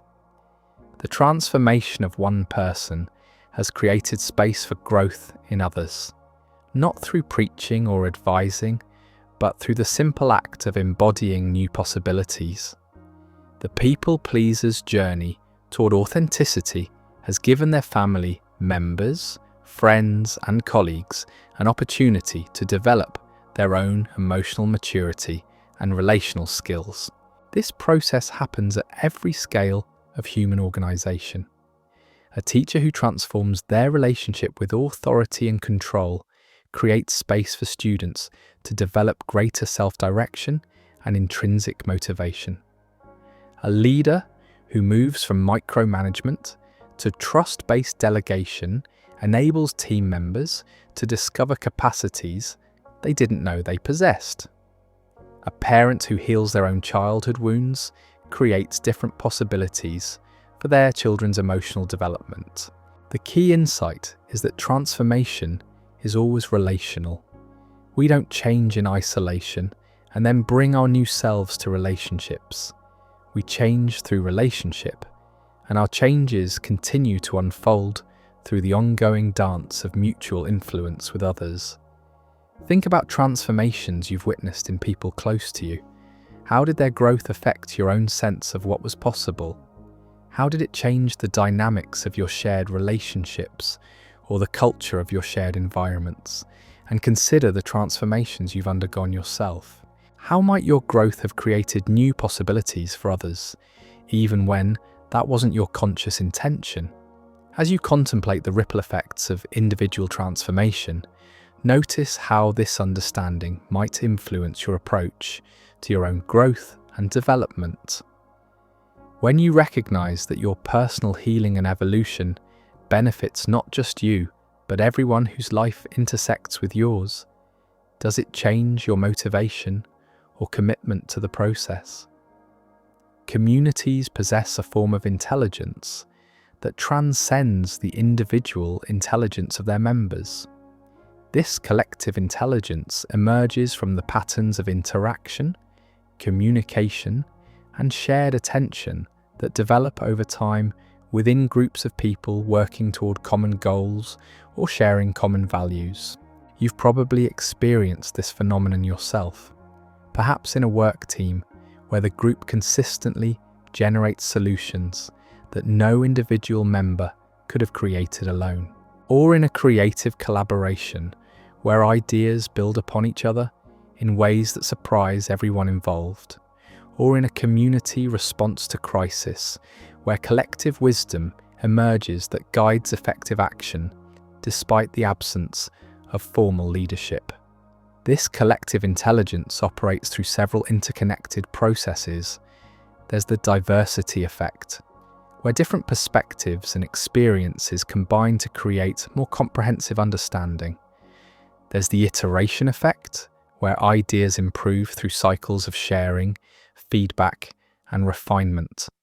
And there's the emergence effect, where the interaction between individual contributions creates insights and possibilities that weren't present in any single contribution. Research in organizational psychology reveals that the most intelligent groups aren't necessarily composed of the most intelligent individuals. Instead, they're characterized by certain qualities of interaction. Members listen well to each other. Everyone contributes to discussions.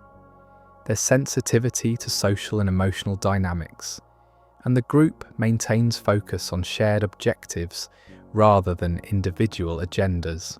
These findings suggest that collective intelligence is less about having smart people in the room and more about creating conditions where individual intelligence can combine effectively. It's about the quality of attention people bring to shared challenges, the openness they maintain to perspectives different from their own, and their willingness to let their individual ideas be transformed through collaborative exploration. Consider the communities you're part of, whether professional, social, creative, or service-oriented.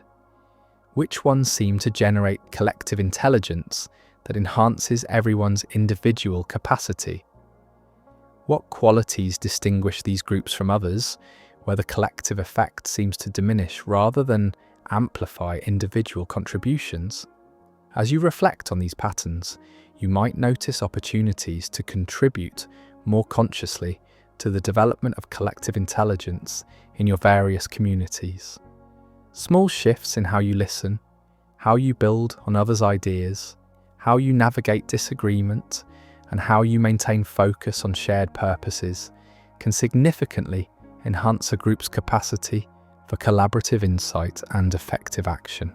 We're living through an unprecedented moment in human history when individual transformation and collective change can occur at speeds that were unimaginable just decades ago. Digital technologies have created new possibilities for sharing insights, coordinating action, and building communities around shared values and purposes. But technology is only the amplifier. The signal itself remains fundamentally human.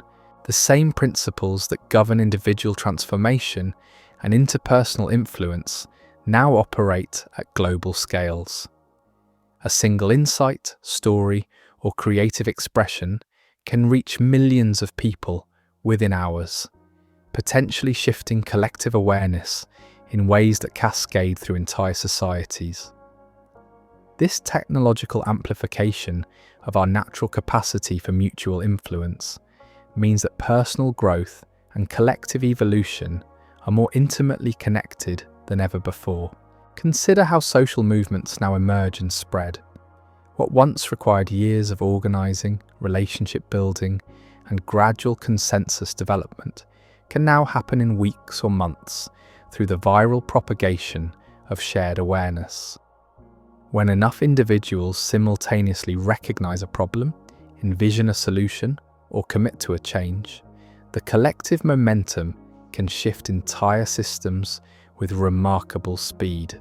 But this acceleration comes with both opportunities and responsibilities. The same mechanisms that can rapidly spread healing, wisdom, and positive transformation can also propagate fear, division, and destructive patterns. The quality of consciousness that individuals bring to their participation in digital networks directly influences the collective realities that emerge from those networks. This suggests a profound possibility for conscious participation in collective transformation. When you understand how individual awareness contributes to collective patterns, every online interaction becomes an opportunity to contribute something constructive to the larger conversation. Every choice to respond with curiosity rather than reactivity, with nuance rather than polarization, with compassion rather than judgment, helps create conditions where collective wisdom can emerge. Think about your own participation in digital communities and networks. How might your contributions be influencing the quality of discourse, the level of understanding, the possibilities for constructive dialogue? What would change if more people brought conscious awareness to their role in shaping collective conversation? As you consider these questions, notice how the principles we've explored throughout this journey apply to your digital interactions as well as your face-to-face relationships.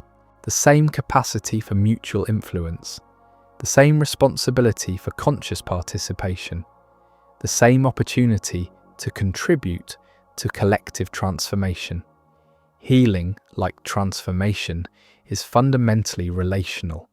While individual therapy and personal growth work are valuable, the deepest healing often occurs in the context of community, through processes of mutual witnessing, shared understanding, and collective commitment to growth and restoration. This collective dimension of healing operates through several interconnected dynamics. There's the power of shared witnessing, where individual pain is acknowledged and held by a caring community rather than carried in isolation. There's the wisdom of diverse perspectives, where different people's insights and experiences contribute to more complete understanding of complex challenges. And there's the strength that emerges from collective commitment, where group support enables individuals to undertake healing work that would be too difficult to sustain alone. Consider the healing that occurs in support groups, where people facing similar challenges come together to share their experiences and support each other's recovery. The transformation that happens in these settings often exceeds what's possible through individual effort, not because the group does the work for its members, but because it creates conditions where individual healing capacities can operate more effectively. The same principles apply at larger scales. Communities that acknowledge their collective traumas, whether historical injustices, environmental damage, or social divisions, create possibilities for healing that wouldn't be available through individual efforts alone. The truth-telling, the mutual recognition of harm, the shared commitment to different patterns of relationship, all of these contribute to collective healing processes that transform entire social systems. This collective dimension of healing doesn't diminish the importance of individual responsibility or personal growth work. Rather, it places these individual efforts within a larger context of mutual support and shared transformation. Your personal healing contributes to collective healing, and collective healing creates better conditions for individual growth and recovery. As you reflect on your own healing journey, consider how it has been supported or hindered by the communities you've been part of. Where have you found the kind of witnessing, understanding, and support that accelerates healing? How might you contribute to creating these conditions for others? Take a gentle breath here and notice any places in your life where collective healing might be needed or possible. Are there relationships, families, communities, or organizations that could benefit from processes of mutual acknowledgement, shared truth-telling, and collaborative commitment to healthier patterns? As we approach the conclusion of this exploration, it's worth considering the legacy we're creating through our conscious participation in reality's ongoing construction. Every choice you make about how to think, feel, and act in relationship with others contributes to the trajectory of human consciousness and the world that future generations will inherit. This legacy operates at multiple levels simultaneously. There's the immediate level of your direct influence on the people whose lives intersect with yours, the children who observe how you handle challenges, the colleagues who experience your way of being in professional settings, the strangers who encounter your presence in public spaces. Each of these interactions contributes something to their understanding of what's possible in human relationship. There's also the systemic level, where your participation in various institutions and communities helps shape the cultures and norms that will persist beyond your individual involvement. The way you engage with educational systems, healthcare systems, economic systems, political systems, all of this contributes to the evolution of these collective structures in directions that either support or constrain human flourishing. And there's what we might call the consciousness level, where your individual awareness contributes to the collective field of human understanding and possibility.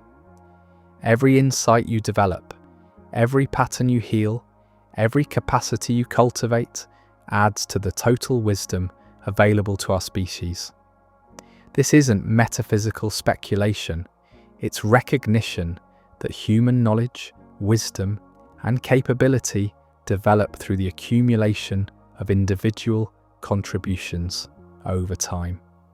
The remarkable thing about this legacy is that it's being created through ordinary moments and everyday choices. The patience you show when someone is struggling to learn something new, the curiosity you bring to conversations with people whose perspectives differ from yours, the commitment you maintain to your own growth and healing even when it's difficult or inconvenient. These seemingly small acts of conscious participation create ripples that extend far beyond their immediate context. They contribute to the development of social norms, cultural values, and collective possibilities that will influence countless people you'll never meet. As you contemplate the legacy you're creating, notice how this understanding might influence your approach to daily life. Does recognizing the broader significance of your choices change how you want to show up in your relationships, your work, your community involvement?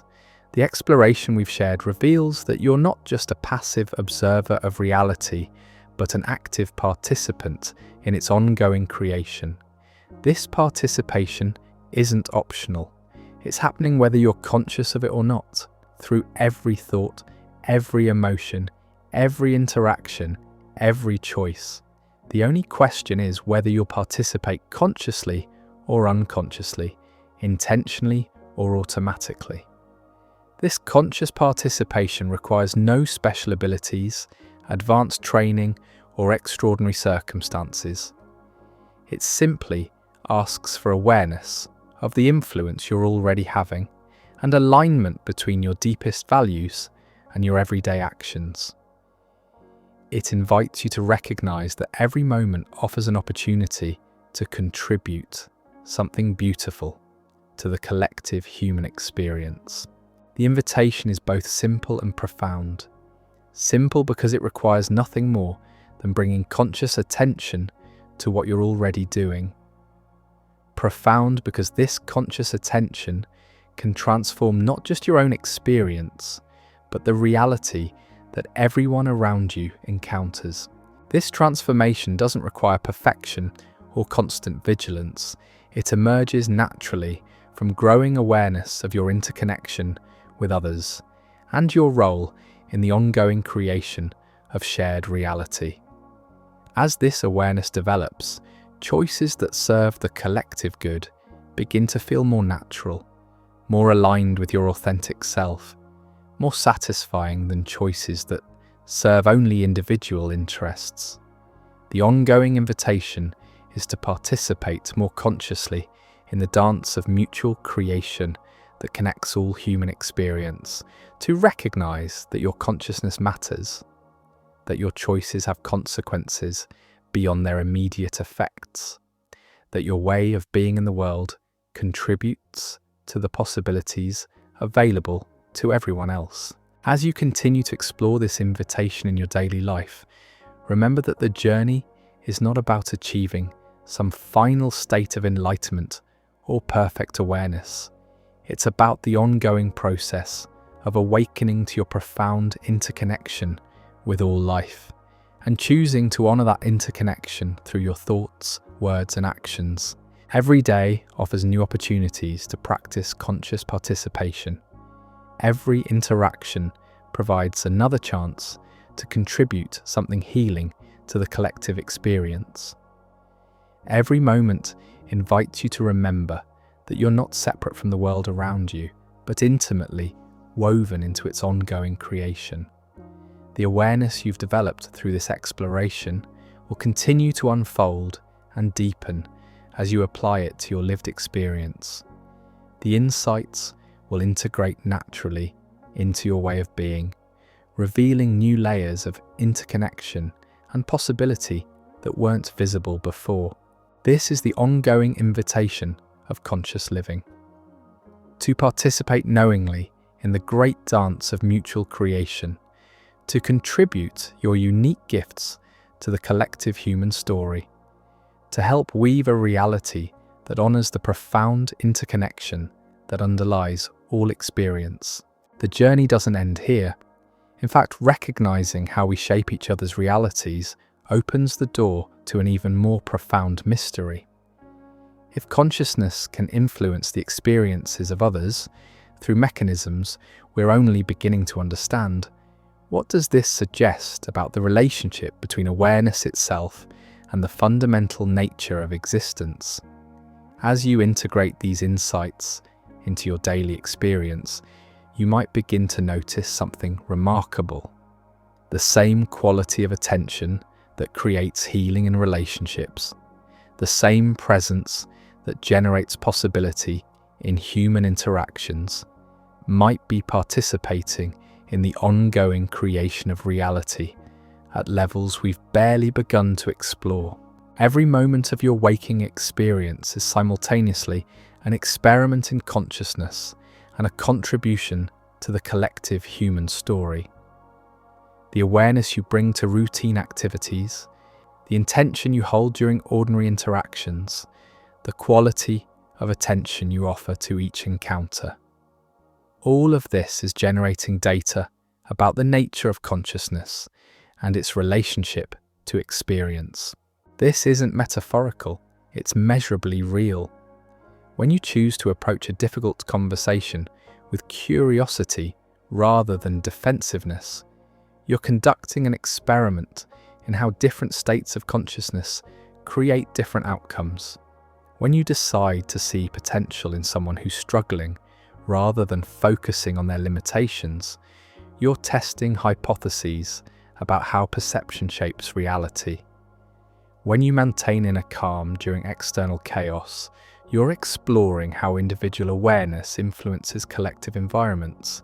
The results of these experiments don't just affect your personal experience, they contribute to the expanding understanding of what's possible in human relationship, in community organization, in social transformation. Every time you demonstrate that a different response is possible, you're adding evidence to the collective database of human potential. Consider the simple act of listening to someone with complete attention. This creates measurable changes in both participants. Stress hormones decrease, heart rate variability improves, neural activity becomes more coherent and integrated. But beyond these biological effects, something else occurs. New possibilities become available in the conversation. Insights emerge that weren't accessible before. Solutions appear that neither person could have generated alone. This phenomenon suggests that consciousness operates according to principles that extend beyond individual boundaries. When two or more people align their attention around shared intentions, when they create coherent fields of awareness, the resulting reality often transcends what any individual could have created independently. Take a gentle breath here and notice how this understanding might influence your approach to daily activities. What if your morning coffee preparation became a practice in mindful attention? What if your commute became an opportunity to radiate calm presence to fellow travelers? What if your work meetings became experiments in collective intelligence? Modern science reveals that intention isn't just a mental concept, but a measurable phenomenon that creates detectable changes in both internal states and external environments. When you form a clear intention, neural networks throughout your brain reorganize to support the achievement of that intention. This reorganization affects not only your own behavior, but also the subtle signals you communicate to others.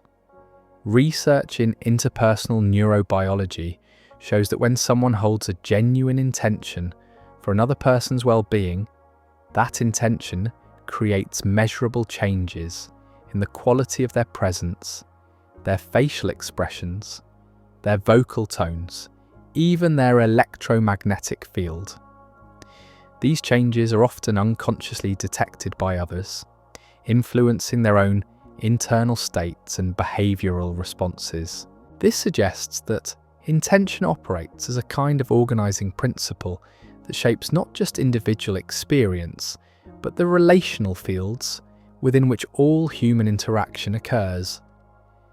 When you hold an intention for healing, for understanding, for creative collaboration, you're not just thinking positive thoughts, you're creating conditions that make the actualization of these intentions more likely.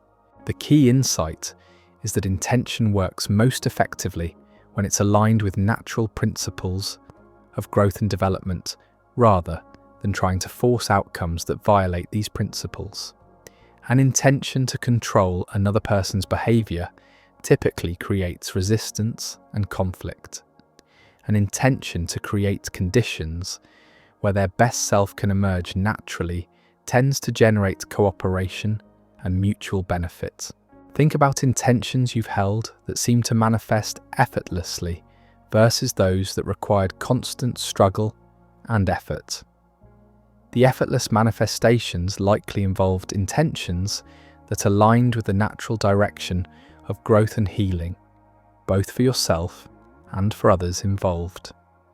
The difficult manifestations probably involved trying to force outcomes that went against the grain of natural development.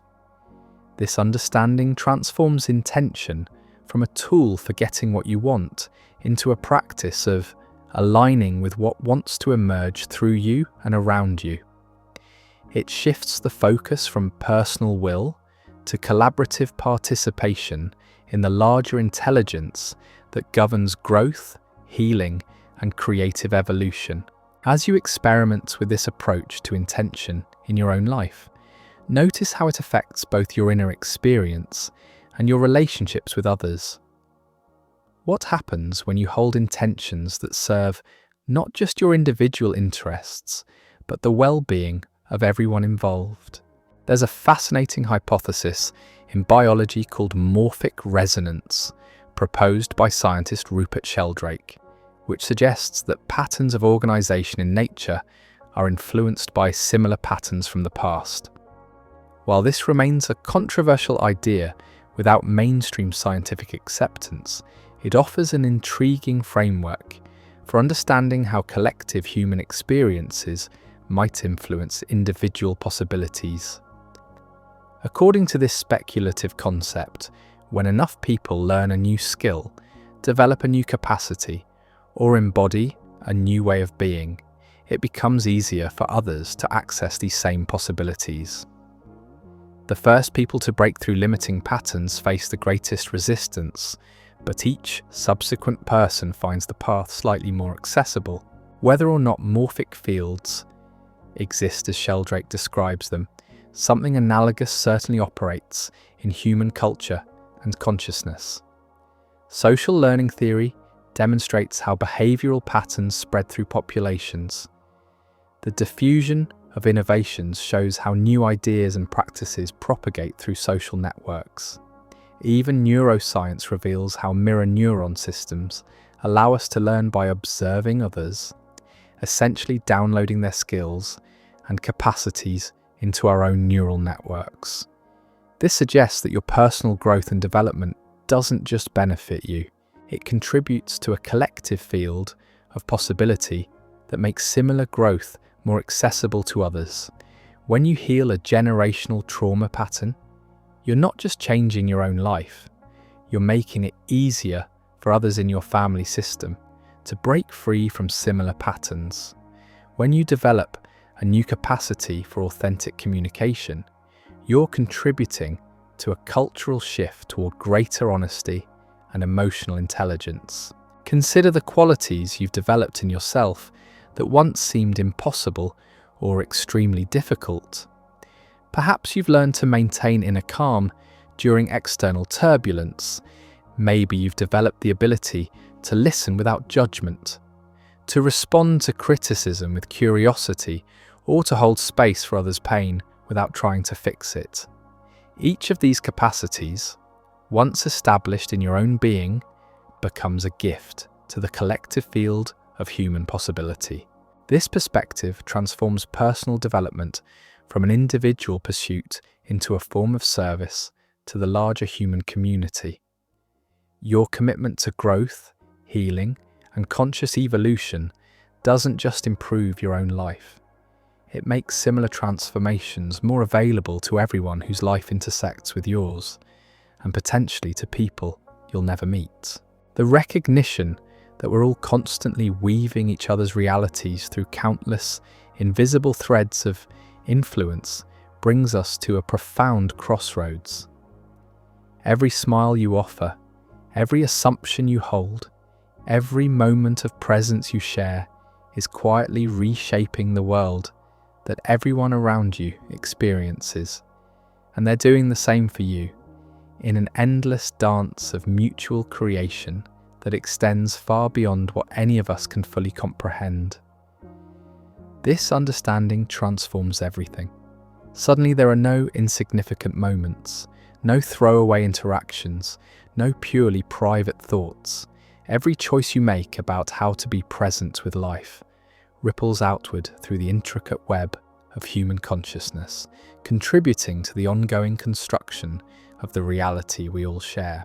The beauty of this recognition is that it requires no special abilities or extraordinary circumstances. You don't need to become a different person or achieve some elevated state of awareness. You simply need to remember, moment by moment, that your consciousness matters, that your presence has power, that your way of being in the world is constantly creating possibilities for everyone whose life touches yours.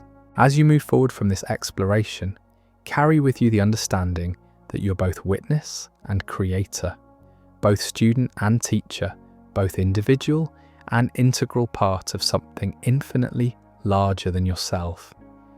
In recognizing how profoundly we shape each other's experiences, we discover not a burden but a gift, an invitation to participate more consciously in the magnificent collaborative artwork that is human existence. If you're curious to explore how this mutual influence might extend even deeper into the fabric of reality itself, I invite you to join me in Manipulate Your Energy Field, the Shocking Way Feelings.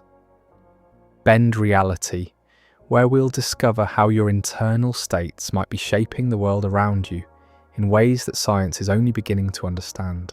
States might be shaping the world around you in ways that science is only beginning to understand.